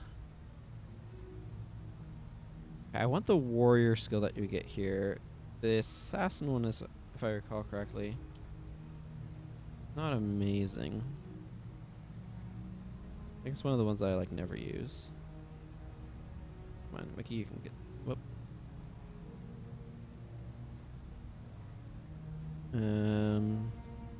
Yeah, Shroud of Silence is not very good. I still kind of want to pick it up. So I think I'll drop Heart of Shadow for it. Or for a Signet of Capture, I mean. I think I'm going to try Jamie in here. Like I said, the problem with Jamie is she's a little bit energy inefficient. So she tends to have problems with her energy. But perhaps Eve will be able to kind of balance that out a little bit. I'm not sure if there's anything that I want to change with any of these henchmen. Let's just go ahead and go in and see how things go. This mission can be extremely difficult with just henchmen, but I do have heroes going on, so I'm not sure how that's going to balance things out.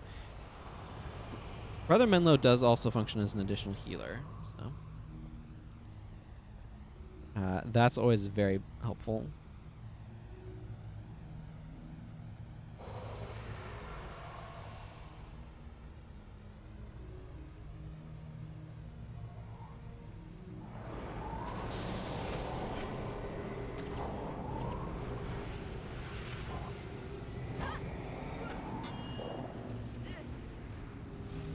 Okay.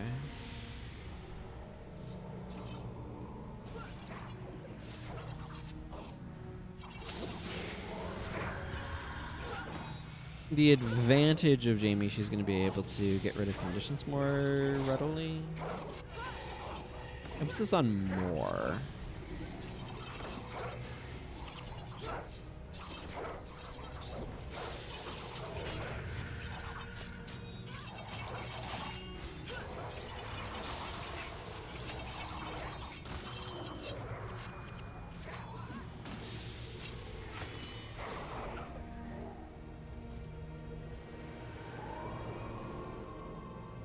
Okay, I don't like how low price energy is, but we do also need to keep moving.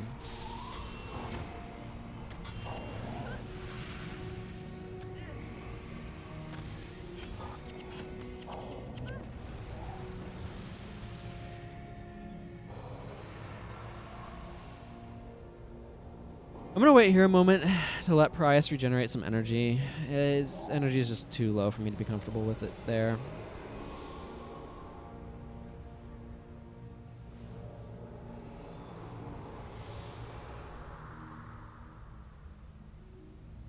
Okay, that's better. I am kind of relying on Jamie for spike healing.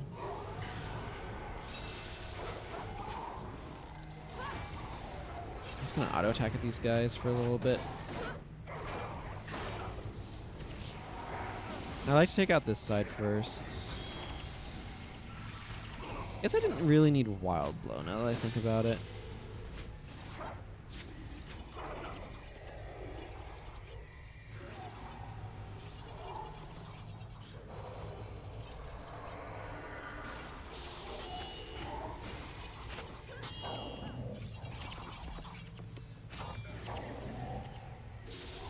Actually, just having a Mesmer here will be helpful. I don't think there's a Mesmer henchman available until you get to Kurzik lands. Oh no, there's Losha, but he's more illusion magic than domination magic. Having somebody that can interrupt things is very, very useful.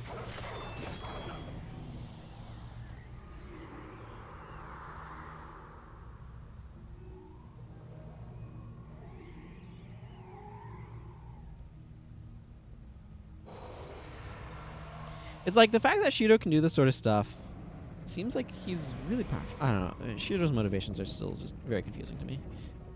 This is the part where you want to be careful not to go too far forward and aggro. There's this mission is a really interesting one in that like you can kind of, if your team is strong enough, you can just kind of brute force it. Okay, Mox is being an idiot. I'm going to throw Mox on passive so he runs back a bit. I don't want him to aggro Tahnnakai because Tahnnakai is extremely deadly, and I'd rather have everything else taken care of ahead of time.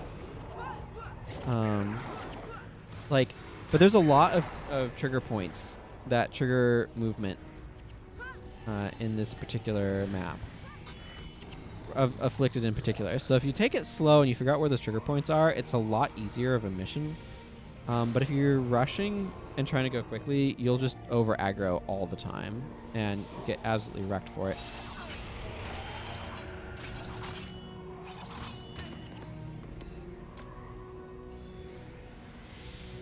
The other thing too is never go in the nearer door. This is the near door. Tahnnakai will come over, and we need to be close enough to trigger her to use her skill. I'd open the gate, then go over here. Just go over here. It's this side's a little bit better than the other side. It's more critical later, but like this is one of those missions that is extremely difficult if you're not careful. So here we can aggro some Temple Guardians. Mox continues to be a little bit more aggressive than I'd like.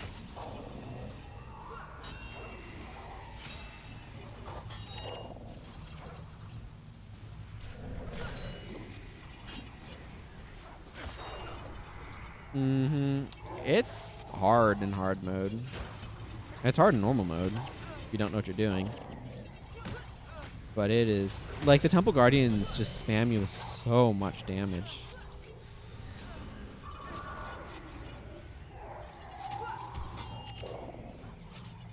It makes no sense either. The Temple Guardians should theoretically be fighting against the Afflicted, not helping them.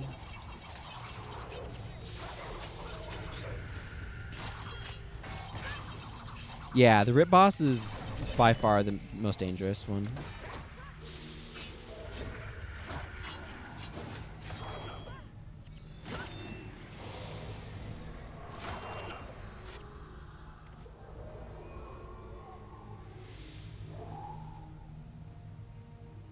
Okay, Kare.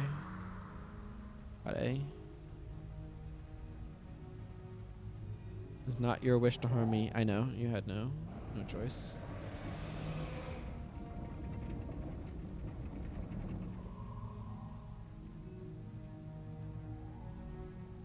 Yeah. There's just so much damage that comes at you so quickly. Even Shelter can't survive for very long.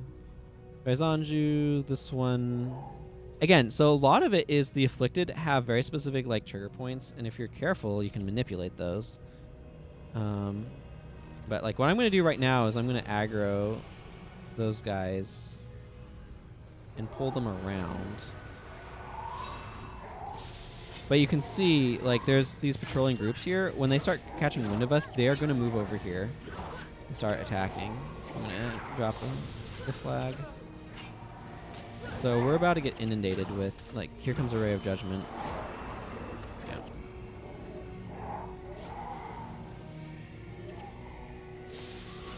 And then there's a bunch of Ellies in the middle there.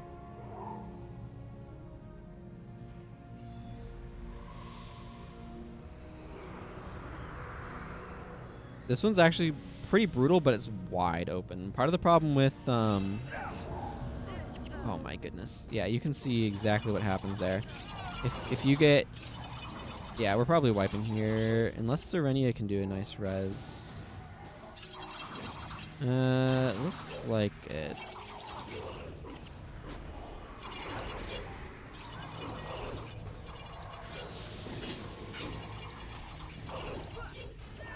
Oh, Master Togo died. Okay. I think I'm going to look at my skills and see if I can do something slightly stronger. Let's see. Eidolon. I think I'm going to actually drop Shatter Enchantment. Actually, no. Let's drop Overload for Backfire. Because this should help with his energy well enough. I also just don't have a whole lot of Resurrects currently in my listing, so... couple of Smite Hexes, though. That's interesting. Should I switch Mox to a more ranged bar? This is an interesting question. And right now he's doing some communing. I do have Shelter. I do not have Soul Twist, so Shelter would be very expensive. The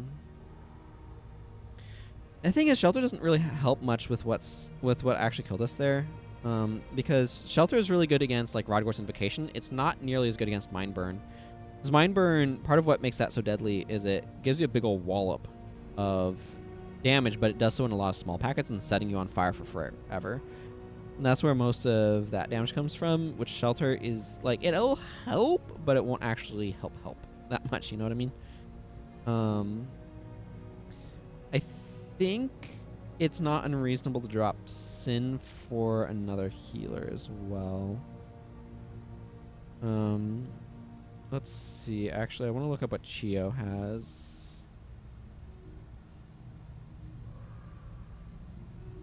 So she has Essence Strike, Flesh of My Flesh, Mend Body, Protective as Kali, Signet of Spirits, Soothing Memories. Okay, so I can bring Chio instead of Sin. And she's got... I mean, not perfect, but... I think that'll probably help with the healing a good bit. I don't really think I need to do anything differently here. Unless a different element would be good. I have Air Attunement. If I did that, I could... What? Dual Attune some lightning damage, maybe a little bit? No, I think I'm best off sticking with the Mind Burn bar on her for damage reasons.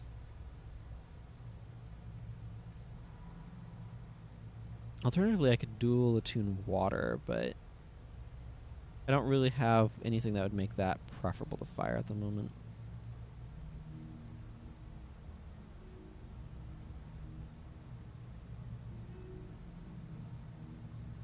Yeah, I think I'll try this.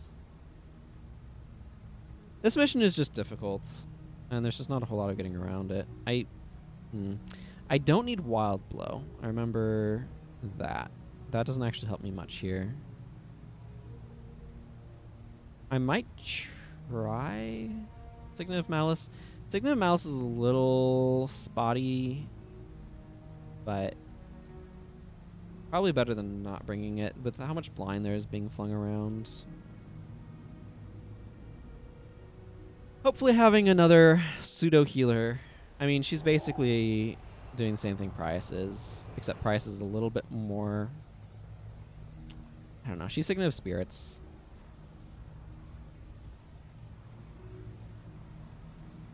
The thing is, like, I'm kind of running on suboptimal healing right now anyway, so... It's a little bit tricky in that regard.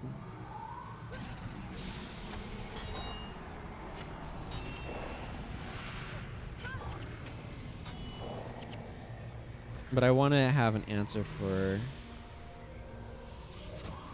all of the blind spam.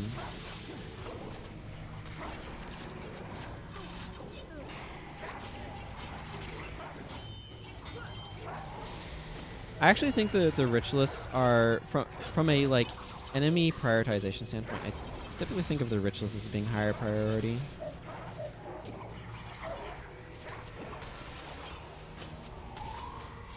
The ritualists, of course, are healers, but they also have resurrection skills, and then they make spirits that attack you a bunch too.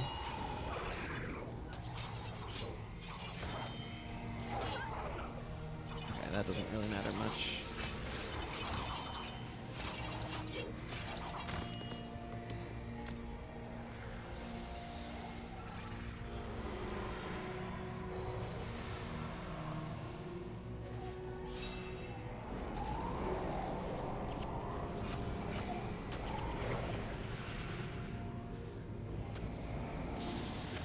I really wish there was a tactics adrenaline attack.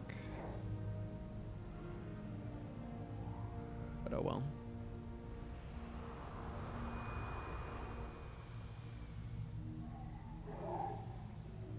Yeah, maybe going a little bit healer heavy.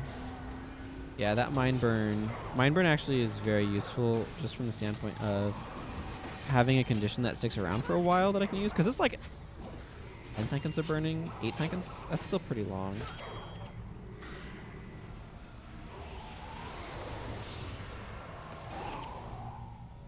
Order of Apostasy is why I'm losing my enchantment, by the way.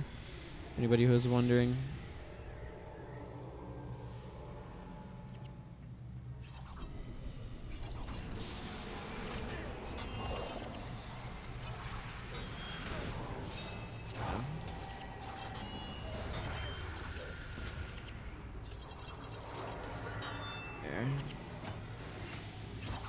I think our HP is probably staying a little bit better with switch to Chio.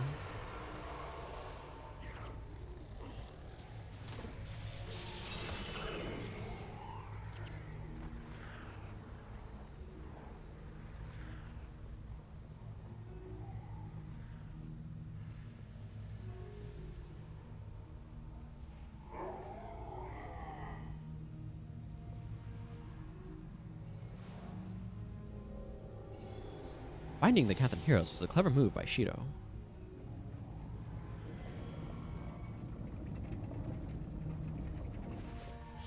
Again, this is another spot where I'm going to actually pin everybody back there because I don't want Mox running in.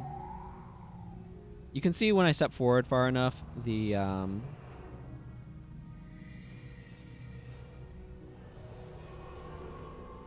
all of the Afflicted just pour out of that area.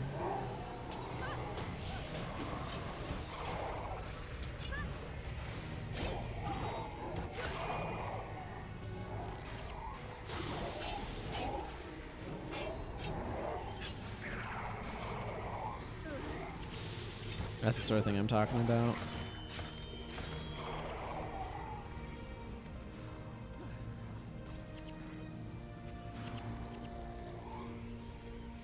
Where if you're patient, you can manipulate the spawns a little bit.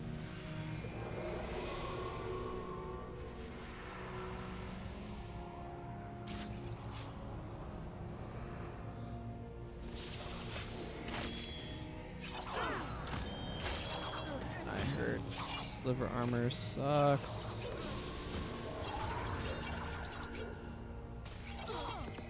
Okay. Well, we survived. That's the important thing there.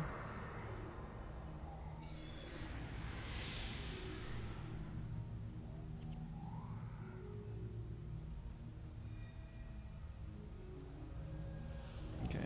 Thank you for opening the door. I'm going to go this way.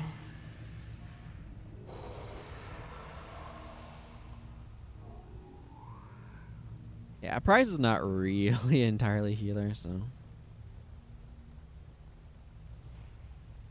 I do like Shadow Song, though.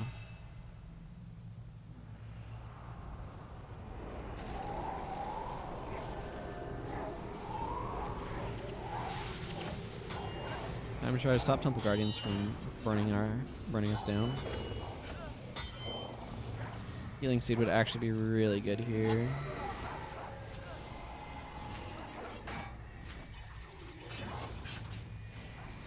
I actually landed Fox Fangs. That's surprising. I'll take it, but it's surprising.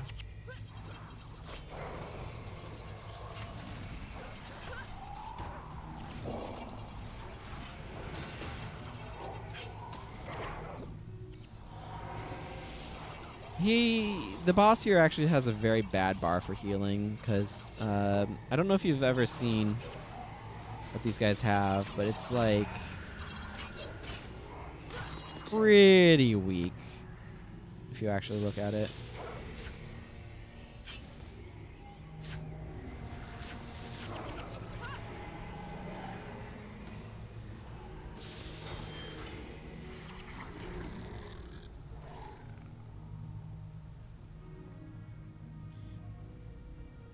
I'm sorry, friends. It was not my wish to harm you, but I had no control over my body's actions. I know.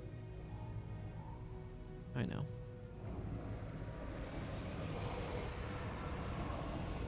Okay, back to Jaizanji. That wasn't too bad. What, 6 minutes in this map so far?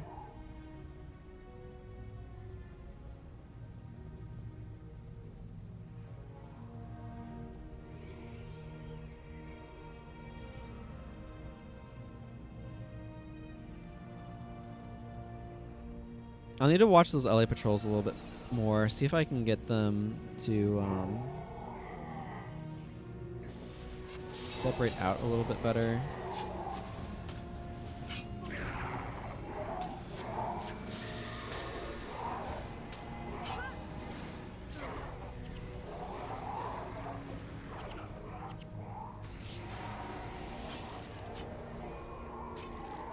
I think a bunch of them kind of don't, though. Okay, you know what? Yeah.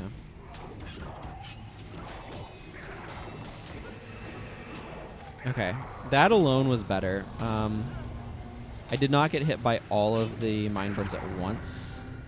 Having those distributed really helps reduce the damage. Mox just got wrecked because he got hit by like 4 or 5 elementalists at once.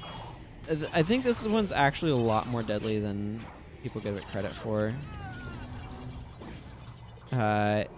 Just because there's a ton of casters in this guy's area. So the boss is not as deadly, relatively speaking. I think when I did this with Gerudo, I used Shadow Form to help with some of this. Unfortunately, Togo's going down. There's not a whole lot I personally can do about it. I can try to... Okay, it looks like we've survived, so that's good.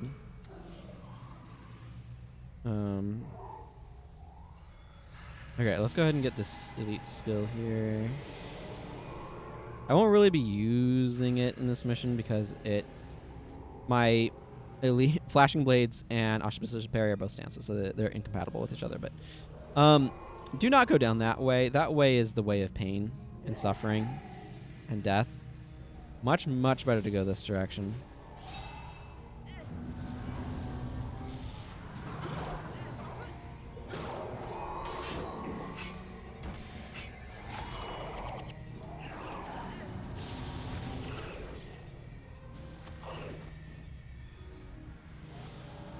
Okay, that's definitely a rough part. So over here you'll end up fighting these guys in a very enclosed space. If you come over this way,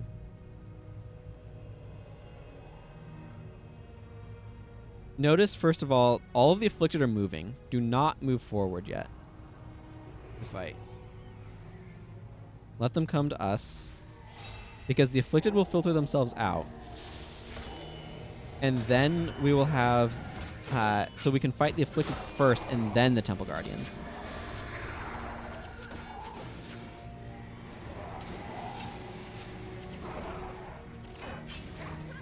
And that's a far preferable order.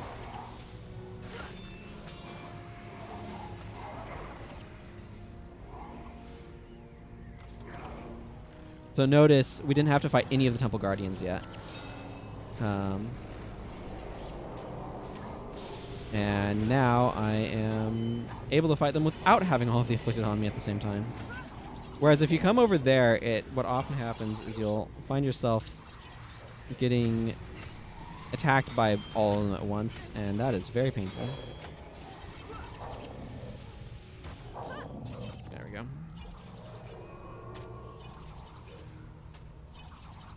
So that's just a thing that I found when I was trying to get through this with just henchmen. That helped a lot in actually doing so.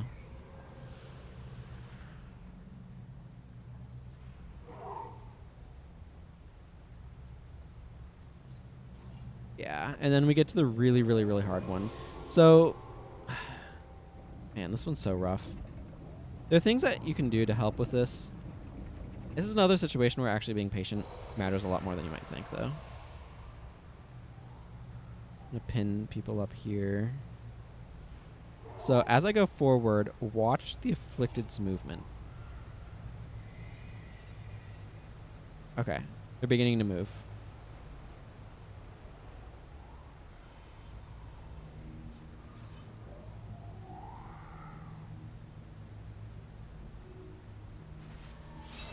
Oh my goodness. Look at that. This means that we can fight these guys without running into the Temple Guardians. I'm going to just preemptively Spirit Light Weapon myself. Holy crap, that was painful.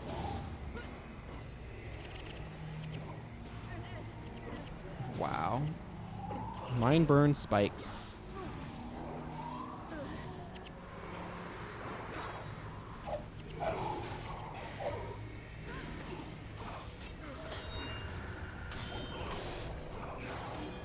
But yeah, being aware of sort of those movement patterns that the Afflicted have, they are scripted. This means that at bare minimum, I was able to take down all of those Afflicted without fighting the boss or the Temple Guardians at the same time. So, just... the game does not tell you that the Afflicted are scripted like that, but explicitly. But if you're patient...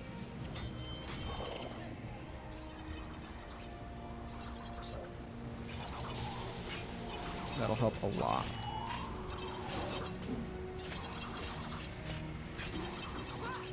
Okay. Spirit of Restoration may res the boss.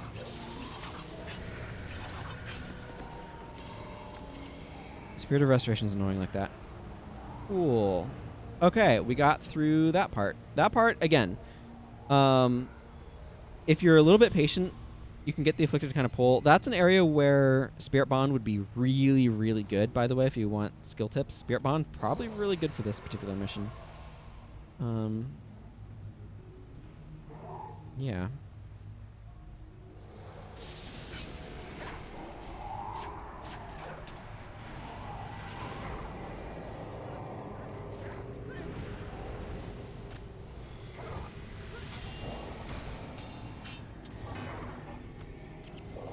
I do like to take a little bit of a moment here.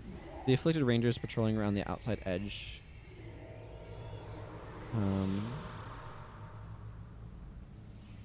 I don't want them coming up behind me. So I do like to make sure I'm taking out at least some of them.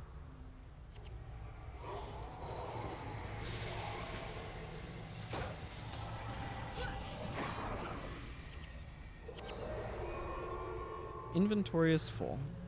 Well, I don't need to worry about not having space for a thing, because I've already come through here. Or I already have something from penning, but I'll leave a slot open just to be sure. Actually, I've waited long enough now that I need to take down this next round of Rangers.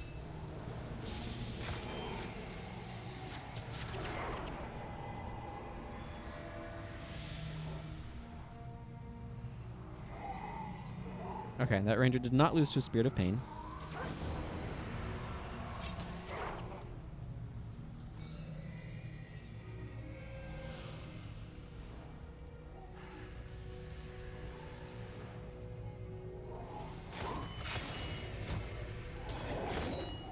Here they come.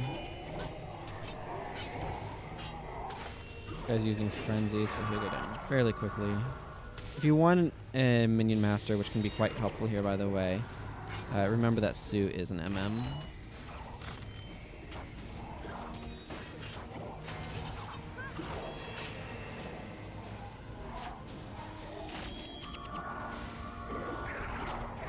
I capture that elite.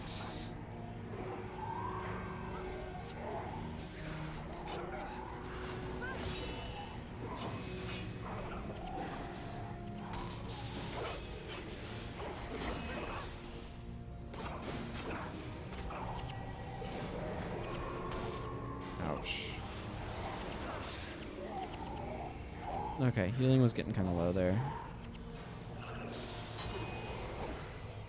But just about done with this. Just need to take out this elementalist.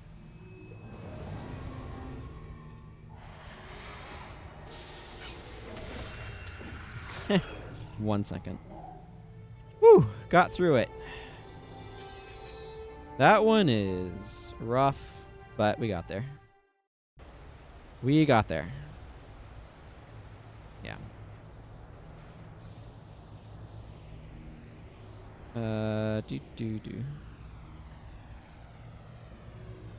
Not really what I wanted from you, Eerie Focus. Not really what I wanted from you. But oh well. Where am I storing these poppers?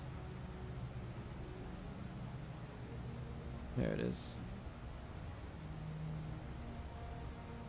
Yeah, I'm all up on tanned hide.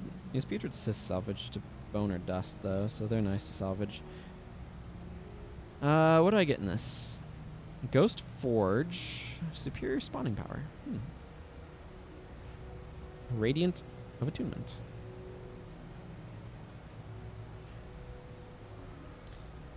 I think of a lot of these as giving me tanned hide, and I really don't need tanned hide right now, so...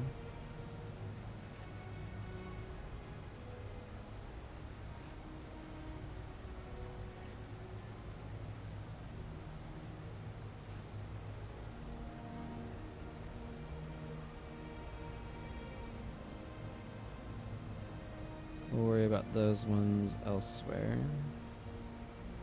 There was the other one that had a rune in it. Disciples. Alright, that one's probably not worth anything either. Let's go ahead and just do this quest really quickly first.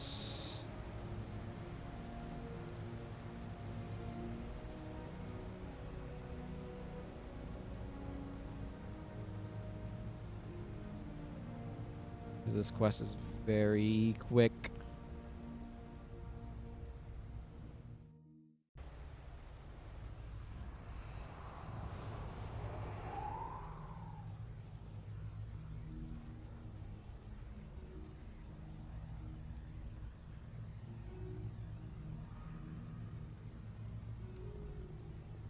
Okay, Emperor Kisu.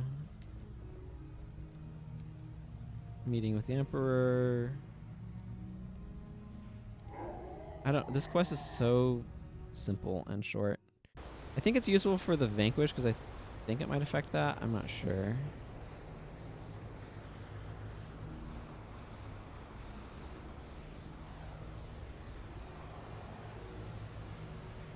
Okay. I'm gonna go talk to Danica.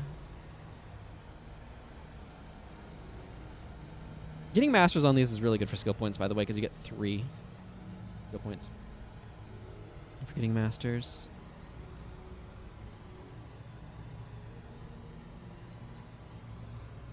It's very handy.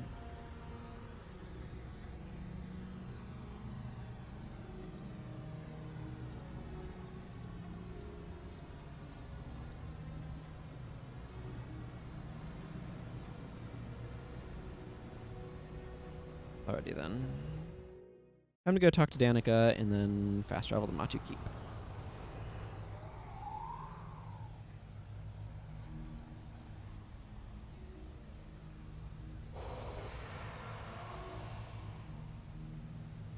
Need to remember Spirit Bond. Spirit Bond I think would help make Tahnnakai Temple a lot easier. I have Caltrops. I don't need to be chasing that guy around all over the place. Fortunately, this map is fresh enough that we're not getting knocked down all the time, so that's good.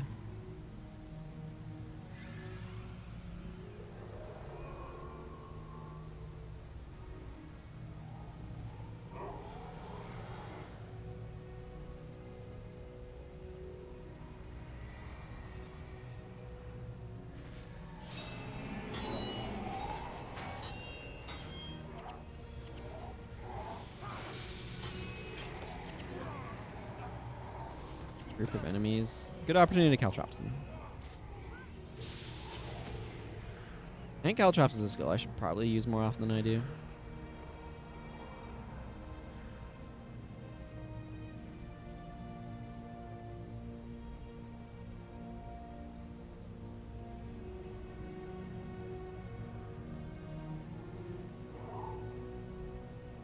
Okay, Danica. Yep, she just wants to meet outside the city gates, so we can just fast travel to Nahpui Keep because I already grabbed Nahpui Keep. This is the spot where it kind of saves time. We've gotten Nahpui Keep already. Oh, right. I am down. Yes. There we go. This won't matter that much. I did go to Tanglewood Copse already. This will want me to go there now, I think.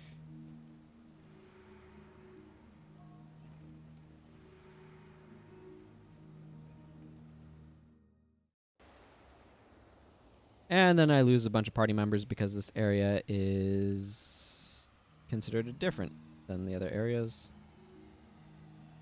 Repsin. Guy is probably fine, but I'd need to coordinate my binding rituals between or with Price's binding rituals with Guy, and I don't feel like looking at a skill bar and doing that right now. Not for what is effectively a fairly short and simple trek.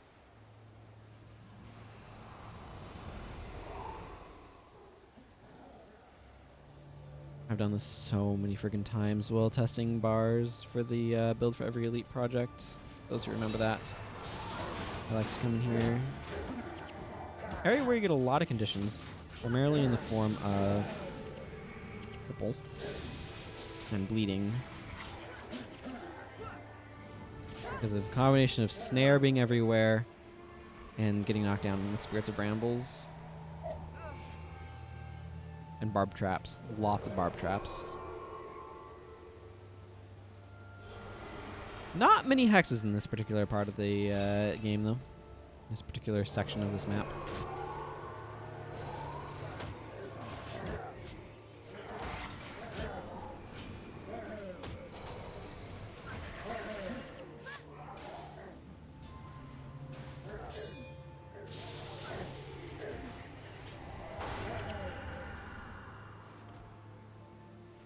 There we go.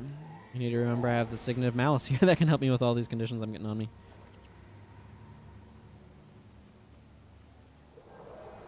Probably don't really need Wild Blow in these areas now that I think about it, so I'll probably drop that too.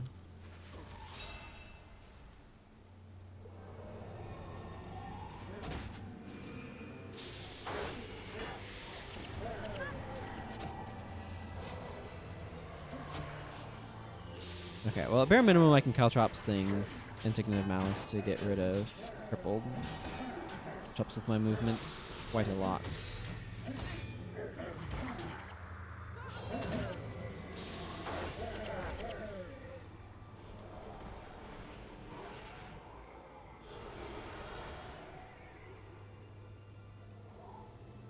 You don't really need to care about the Spirit of Brambles. I know you guys will, but you don't need to. Okay, Schultz.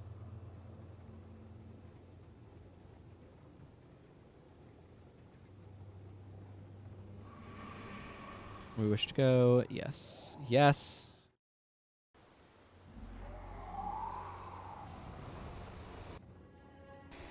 Okay, we are in the Arborstone outpost, which I am going to count as reaching the Eckerwald Forest. So let's get another thing of faction skills. Oh, good. More Smite Hex. Exactly what I needed. Another copy of Echo, because of course I needed more Echo. Let's see, what's the new stuff? Weaken Armor is good. I don't necessarily have anyone I immediately want to be using that on. This will be good for when I do get monks later, but Signet of Devotion is usually not hard to come by. Shield of Regen is fine, if a bit expensive. A lot of these are kind of underwhelming. Some of them are good. But a lot of them are kind of underwhelming. 9 Hexes is nice as well on some monk bards. The big thing that I'd want is more resurrection skills, and I don't think I got any of those, unfortunately. Another Resilient Washiko, more life. These aren't terribly important. Thank you for the skill point. Inventory is fine. I think these are often dust, yeah. Those are just both bank things. Ah, this friggin' mission sucks. Okay. I'm gonna quickly check to see if Arborstone... Oh, yeah, it has Forceful Blow. Okay, I'll bring a Signet of Capture here, because I do like Forceful Blow. That guy confused me at first, because I'm like, why is the Zaishan Scout dancing? Because it wasn't the Zaishan Scout. That's why.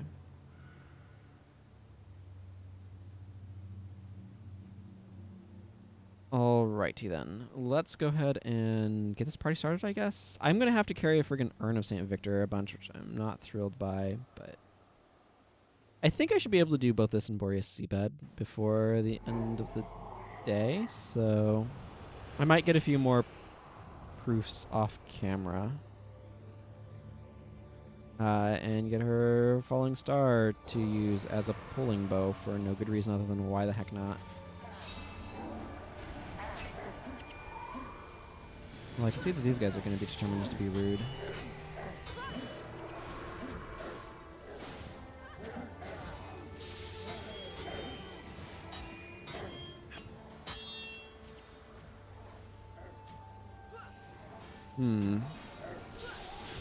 Maybe I should see what flash enchantments I have access to.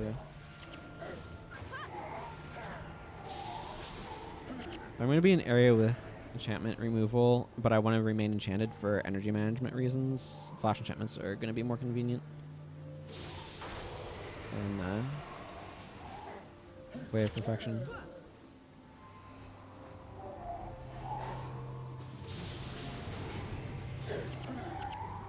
Is this major fast casting? Nope. Not. I don't think major fast casting is worth anything. I'll check, but that one might be. But is not what would be most useful. Stone Spores used to have a different effect. I am quite confident that it used to have a different effect, and then they changed it to this one to, I think, make it more meaningful. It used to be kind of like a pseudo daze, like you had a 50% chance of being interrupted or something, and your spells took longer to activate.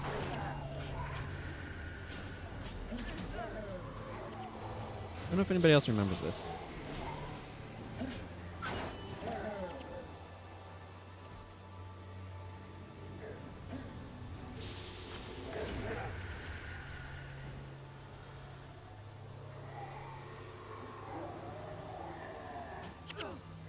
Do I currently have... Yeah.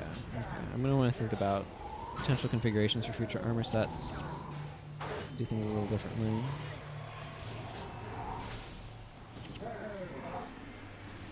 Wasn't really wanting to come over here and fight these guys, but here they are.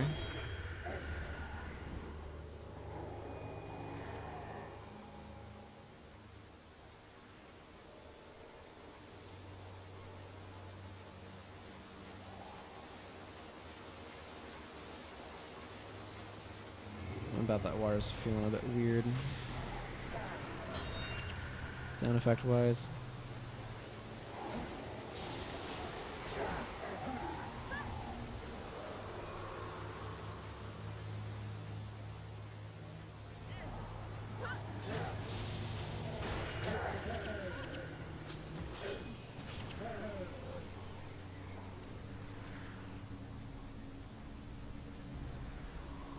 Both of these missions kind of suck. Actually, now that I think about it. It's because you have to carry something for them.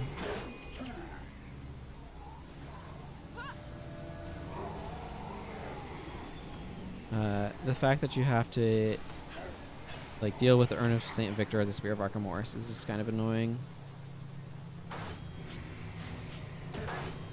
I'll probably grab... yeah, I'll need to make sure I'm bringing another Signal of Capture for the next one as well, though.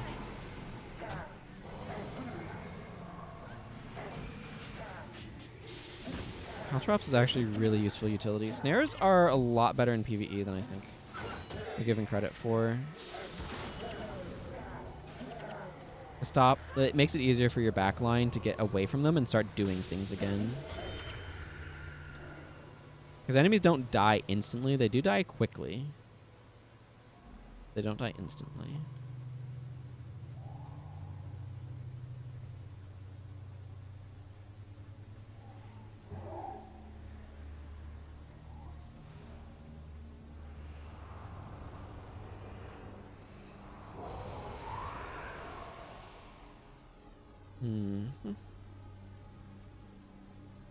They seal these doors to protect them from the monsters inside.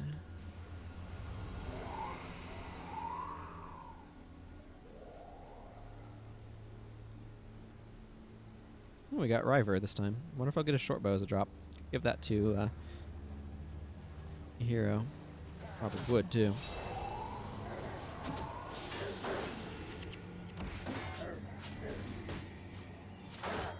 These waters... make enchantments last longer. That's nice.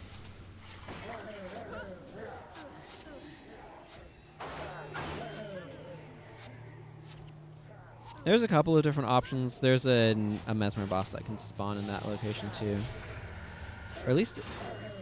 I think it... Yeah. I don't think I'm getting that confused with the Explorable. I might be.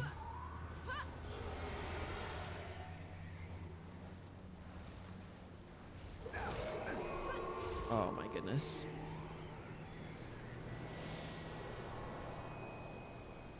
Ow. On behalf of our feet, ow.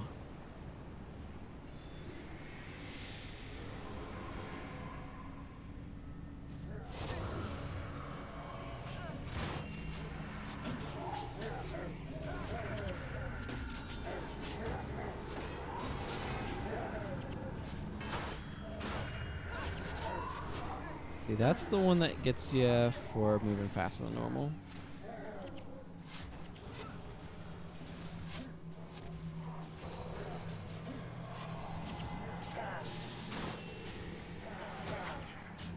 The heck happened to you, Mox?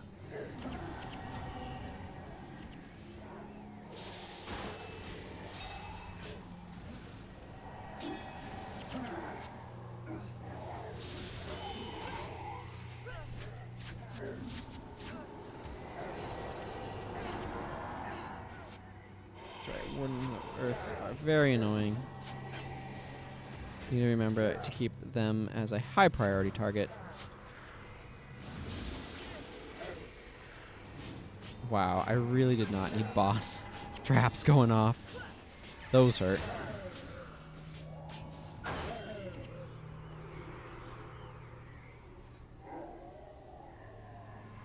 The Signet of Captures for forceful blow, not you. Random ranger boss.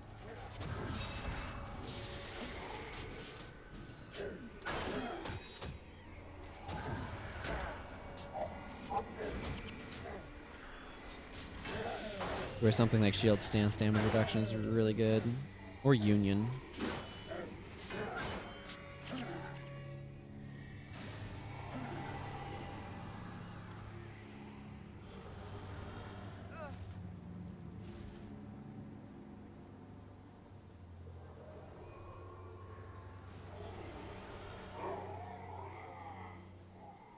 You know, just gonna make my way through here.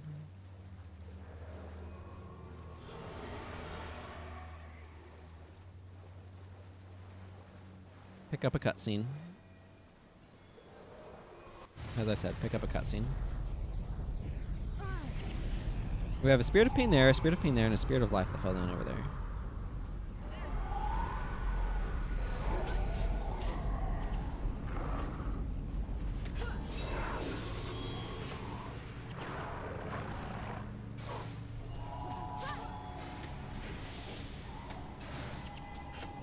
Oh, good. Had plenty of conditions on it. Mox, you go in first.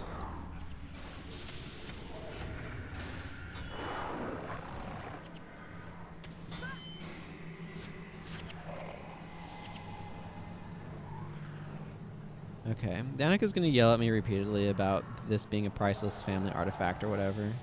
Is that Purge Signet? Somebody have Purge Signet and I don't know about it? I don't know. That was an odd animation that went over me. There are 3 routes. I usually pick the middle one. The other ones are useful if you're trying to capture specific skills, though. So it's good to be aware of them. And that sort of fact as well. Chillblains.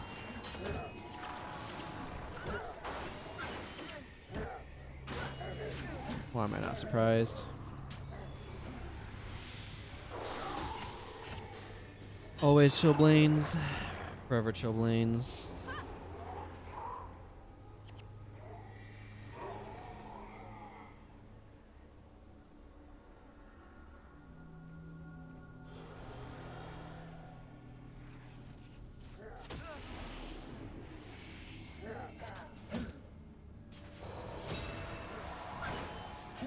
Get my enchantment on, immediately get it shattered.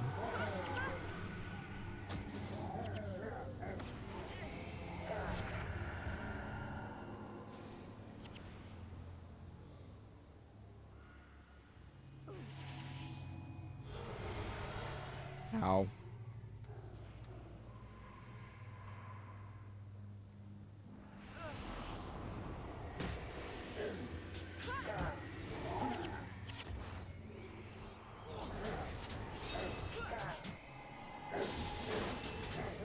There we go.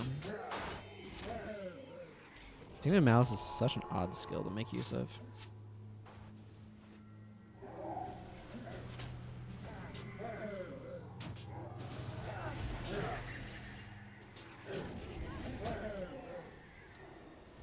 Because like Signet of Malice works off of an enemy, right? You have to have an enemy to target to be able to make use of it. It would be interesting if it was just target anything, so you could target allies with it. That would probably make it not exactly behave the way that they intended.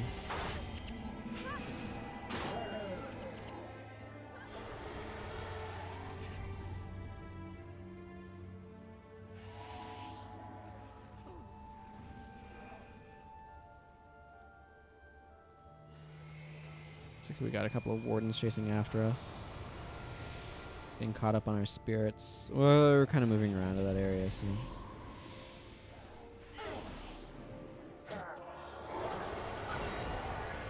Strong condition control is in the form of like Pure Wisdom Ming or Restore Condition. It is very useful in this area. But unfortunately, that's not something I have on either of my heroes, I don't think. I have Pure Wisdom Ming. I have Resilient with Chico. I don't think I have Pure Wisdom Ming. Linus Mingson. Yeah, no.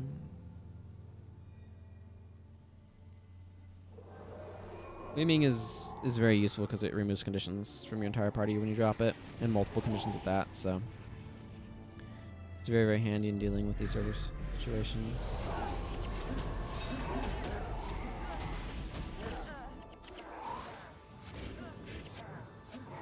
You took your sweet time activating. Long enough that I could die and be resurrected. And then get the benefit.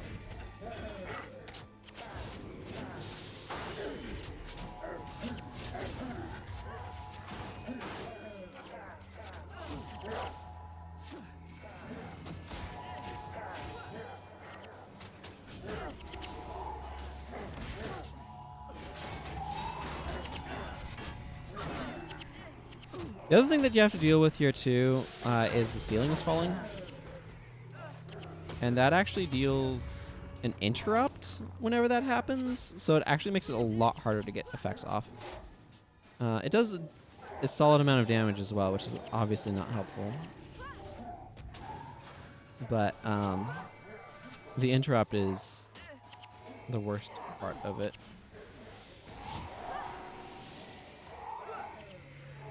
Yeah, you can see the 35 damage that I just got dinged for.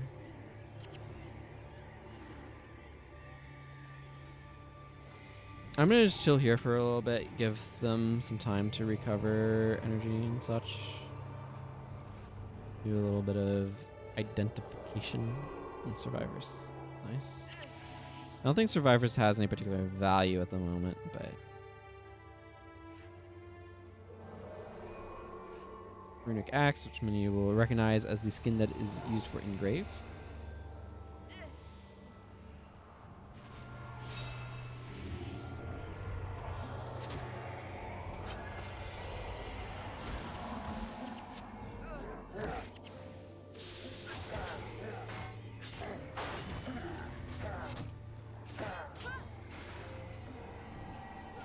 I should really swap those and swap those.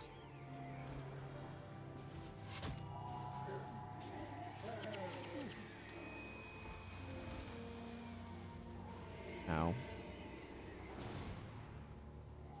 Okay, that group of wardens can go ahead and fight our spirits. It was largely inconsequential to me.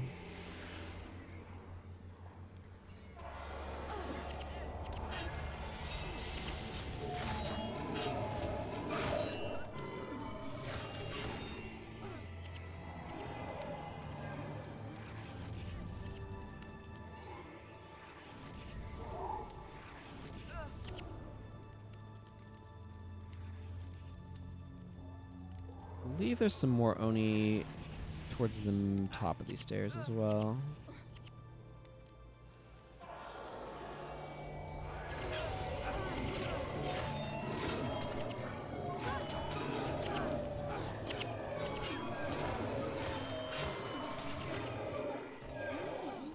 Oh, I got killed. I am having very low HP.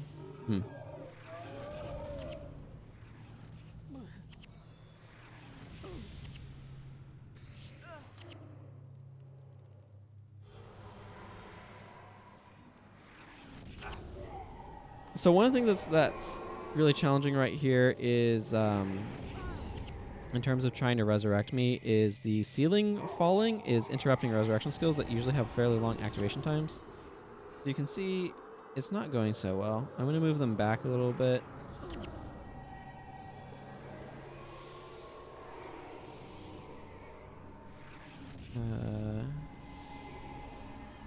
Back a little bit further, actually.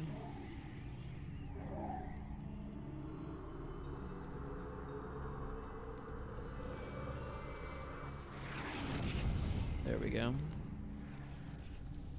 I don't know how long Serenia is going to hold on to that for. This part can be quite dangerous as well. And I'll take any defensive shield I get.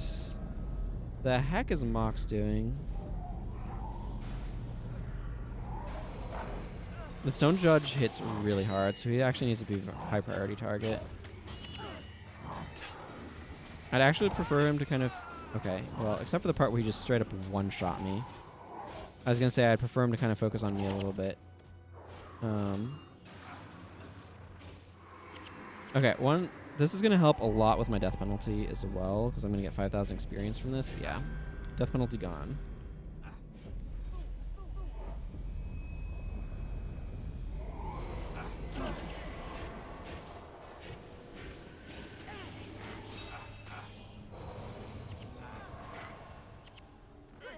Oh, I'm gonna get shockwaved out here pretty hard. Oh, I lost Danica somewhere. I need to go find out where Danica is, because we can't beat the mission without her.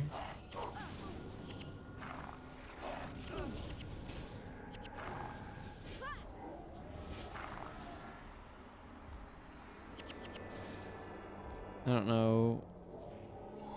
how far back she is, but she's probably caught on something.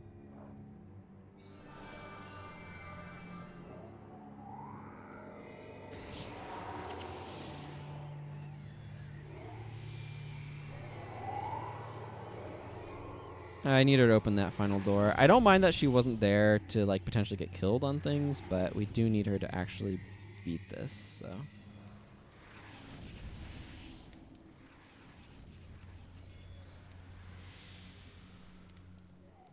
I'm not quite sure how far back she's going to be. She's not dying, which is good. You can see how much damage the friggin' ceiling falling does.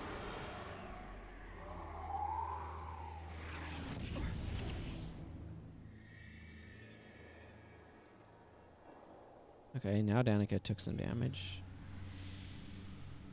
I don't know if I got close enough that it like reactivated some enemies or if it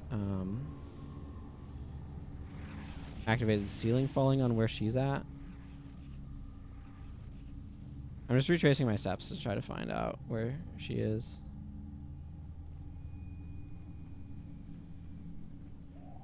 I feel like that ceiling falling damage. Not getting beat on by enemies damage, at least.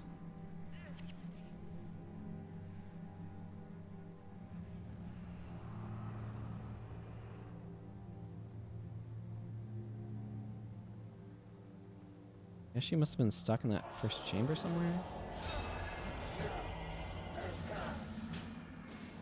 She probably got caught in a treasure chest. That sort of thing happens a lot. There's actually a Reddit thread about low-hanging fruit. And there's a number of things that if I were on Reddit, I'd add there myself. Some sort of easier way to obtain weapon mods, either a weapon mods trainer or the ability to buy them for like copper Zishan coins. There's Danica. Or that's one, but one there's some other things that I was thinking of earlier.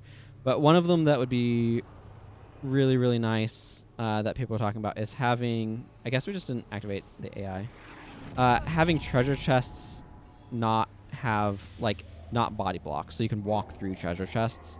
So that way they can't mess up stuff where the AI is trying to path through things, but treasure chests just happen to spawn in their path.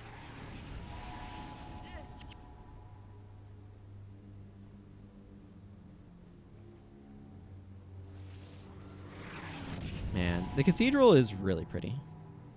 It's very large. I feel like it was actually scaled up to be bigger given some of the sizes of the stair steps. I feel like they made it much smaller, and then they're like, we need it much bigger. Yeah, sometimes Doom gets stuck on a locked chest. Yeah, I think one of the worst ones is when you're vanquishing... I mean, there's probably quite a few that are pretty bad. But when you're vanquishing... Oh, freaking crying out loud, Danica, where are you now?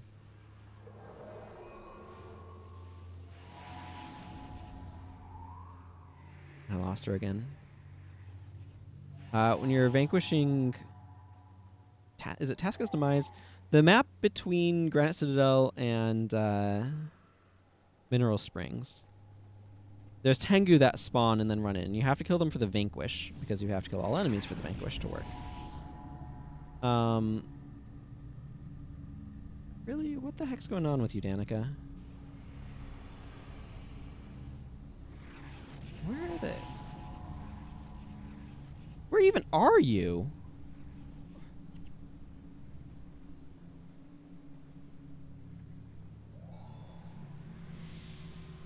Okay, where the heck is Danica? She was following me, right?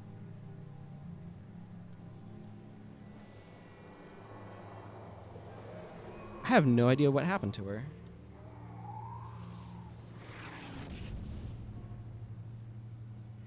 Oh, is she at the very end, opening the doors? Anyway, what? Did she just teleport or something?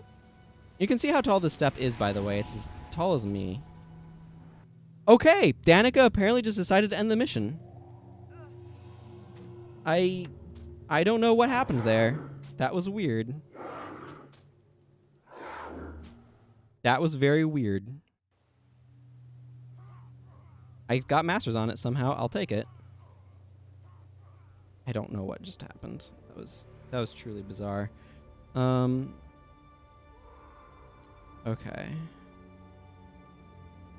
Give me Death Charge for now.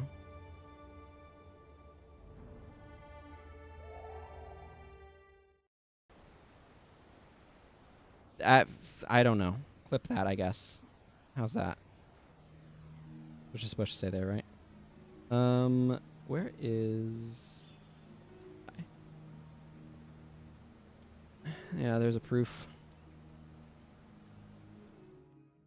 I'm gonna go do Boreas Seabed, and then we will wrap up Guild Wars for the day, and I'll take a short break and transition to Maxime Verge.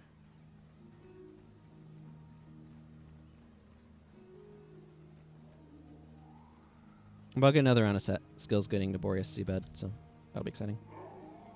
Convocation. Alright, come on, let's go. Let's go convoke. I legitimately have no idea what just happened there.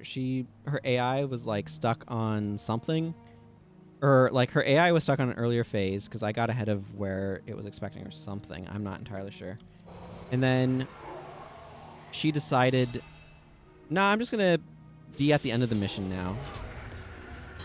You're that far. And then she just ended the mission on me, which, I mean, I don't object to, but I'm very confused by. Yeah, it's going to be really easy to get friends of the Kurziks.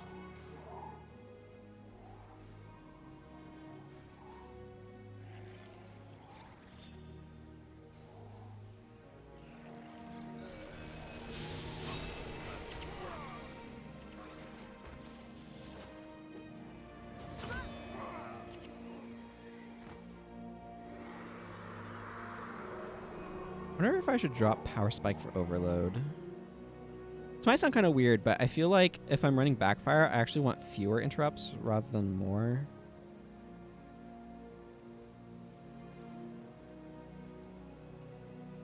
Let's see, I'll stick that there.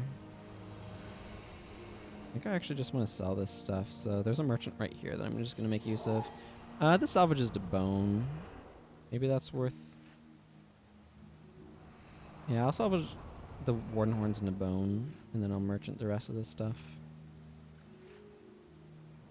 with Gongmei.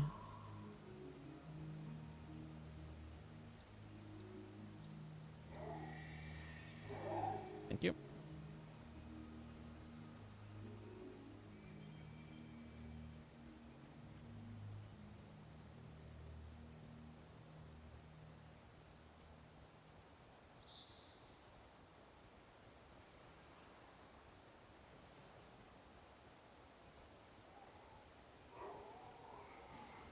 This is actually a fairly peaceful walk.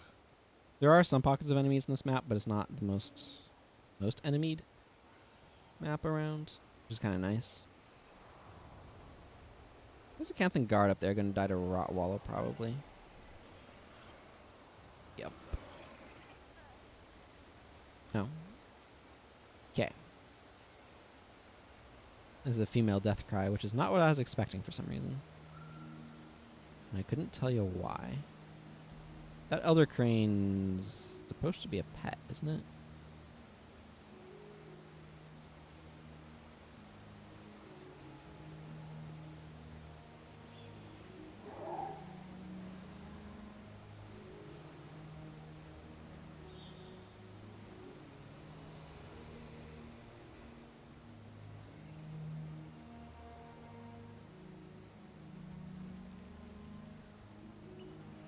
Alright, almost to the zone transition.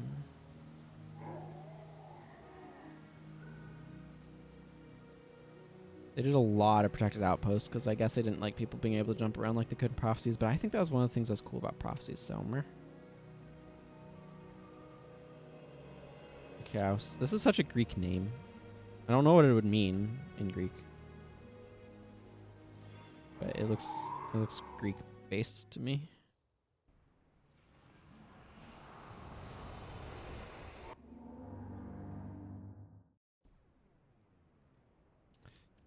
Okay, and you can see immediately I lose a bunch of, and she's Eve and Sin are not here. They follow Menlo on the Kurzik side, which you'd kind of expect, but I need to go find Elder Rhea. Yeah, she's over this way, I think. There she is. Okay, let's go ahead and add another batch of skills for reaching the Jade Sea. Got a bunch of ritualist stuff. I don't think it's anything new. Oh, got E-Surge though.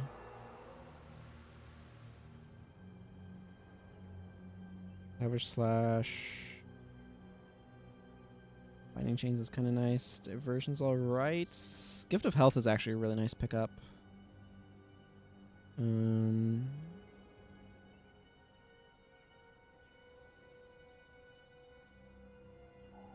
Soul Twisting is pretty significant. I don't have enough to really make a full Soul Twist bar. But that is pretty significant. I don't feel like I need to change anybody right now, but that is definitely something I may want to do later on. Okay, let's grab my last Signal of Captures for the moment, and let's grab a couple of henchmen. Chio is good. I will grab Chio. And I have Sue at this part, but I won't have Sue later. I want Sue here, though. I think I might grab Zoe.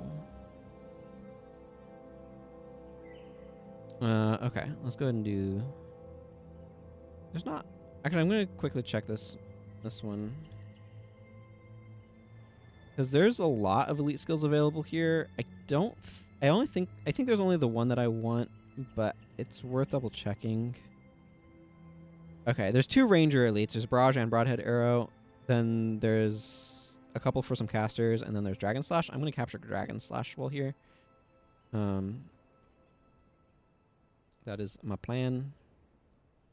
Okay, let's enter mission and get this one in the books, as I say.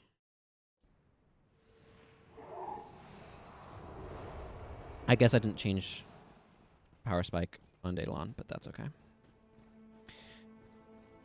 I think of this one as being fairly easy and quick.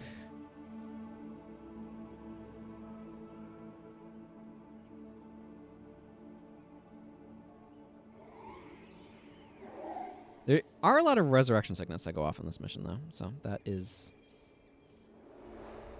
a potential issue. I'm a little more concerned. Eve, the blood ritual from Eve is really important.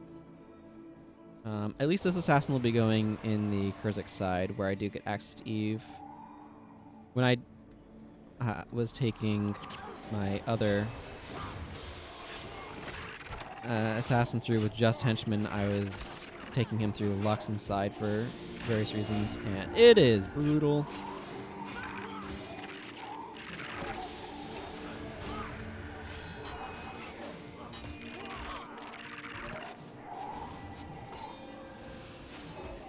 There we go. Dragon Slash.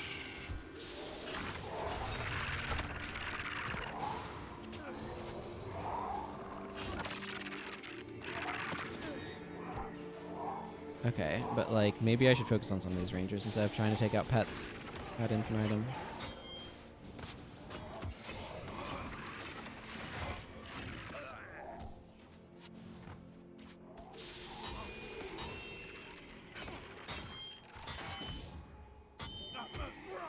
There we go.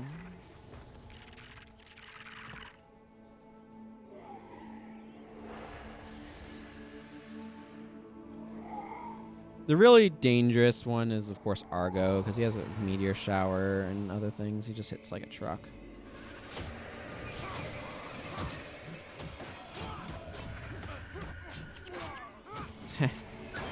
Spirit Light Weapon is the correct counter in this particular situation.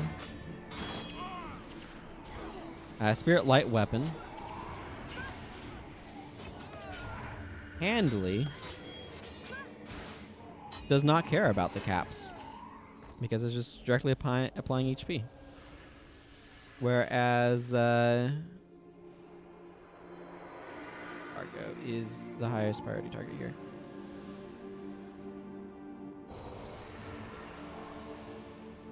This would actually be a really nice spot to have Temple Strike, but I do not. Actually, Beguiling Haze would be even better here. Oh my goodness, that mind burn hurts.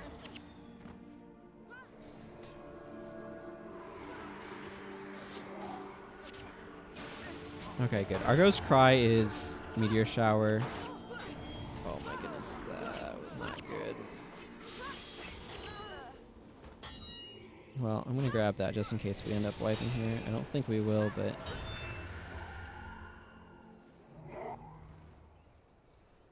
Okay, let's go grab our Spear of...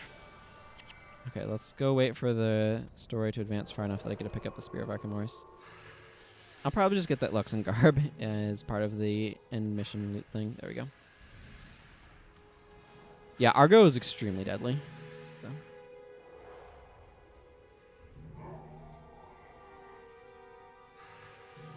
Boss Mind Burns plus Meteor Shower is at boss bonus damage is pretty nasty.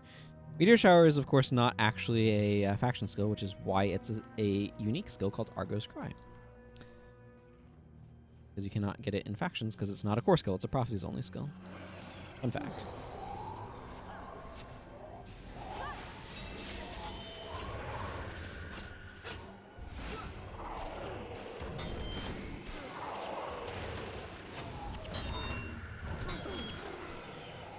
Also, deaths near and on the ground Spear of Archimorse do charge it up, so that's handy to be aware of, I suppose.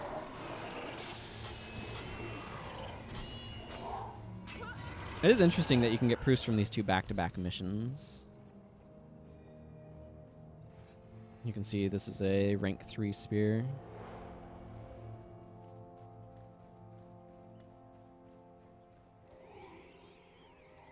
I'll try to avoid dropping it until we fight Zuhanuku. Backfire will probably be good against Zuhanuku, actually.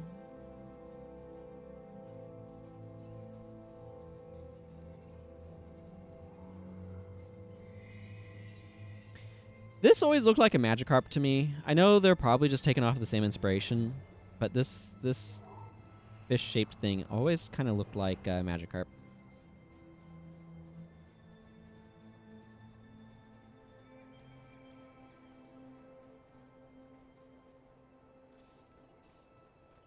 It'd be really cool if Guild Wars 2 allows you to see some of those things in actual motion, wouldn't it? That would be cool.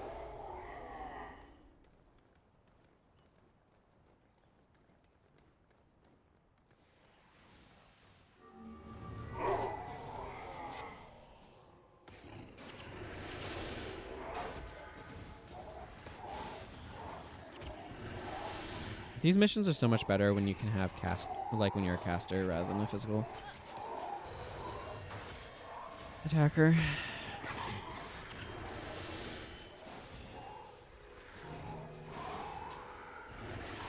There we go. 5 is the max rank. It does a lot of damage to Hanuku in particular, so I want to hang on to it for that purpose.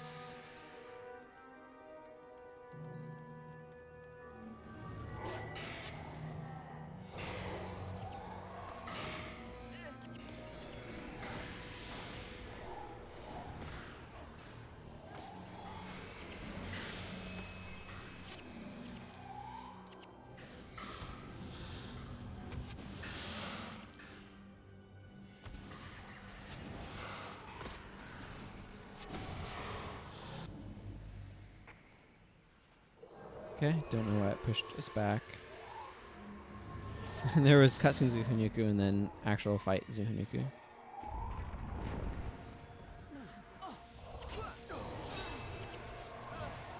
Yeah, you can see that does a lot of damage to Zuhanuku.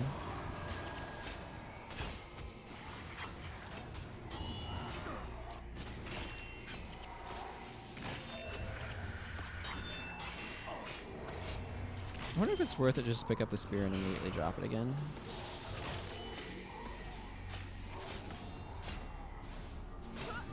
I'm not sure how much that did. I don't think it does very much. A fully charged one does do a lot, but looks like that.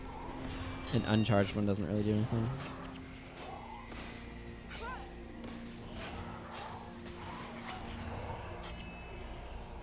Hey, I got its eyeball. That's nice. I always like to make sure I'm picking up the Spear of Archaeomoris afterwards as well, because it's really funny to me when you don't do that and suddenly it's I did get that. On my way.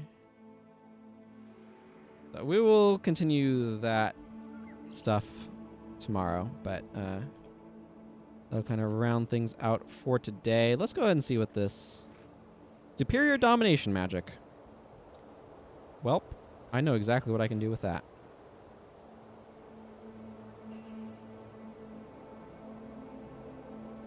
Boom. It was foretold. I feel like Kraken's eyes are dust. Yeah, not much dust, though. Ooh, highly salvageable. Yep, that went up to 88 gold worth of wood, rather than like the couple gold that it was worth. Not as wood. Okay, well, that's going to go ahead and wrap things up for this portion of today's stream. I will be taking a couple-minute break, and I will be back with Axiom Verge just shortly. Thank you all for watching the Guild Wars 1 portion of today's stream, however, and please stick around. I will be back in just a few minutes with Axiom Verge. Give a little wave, though.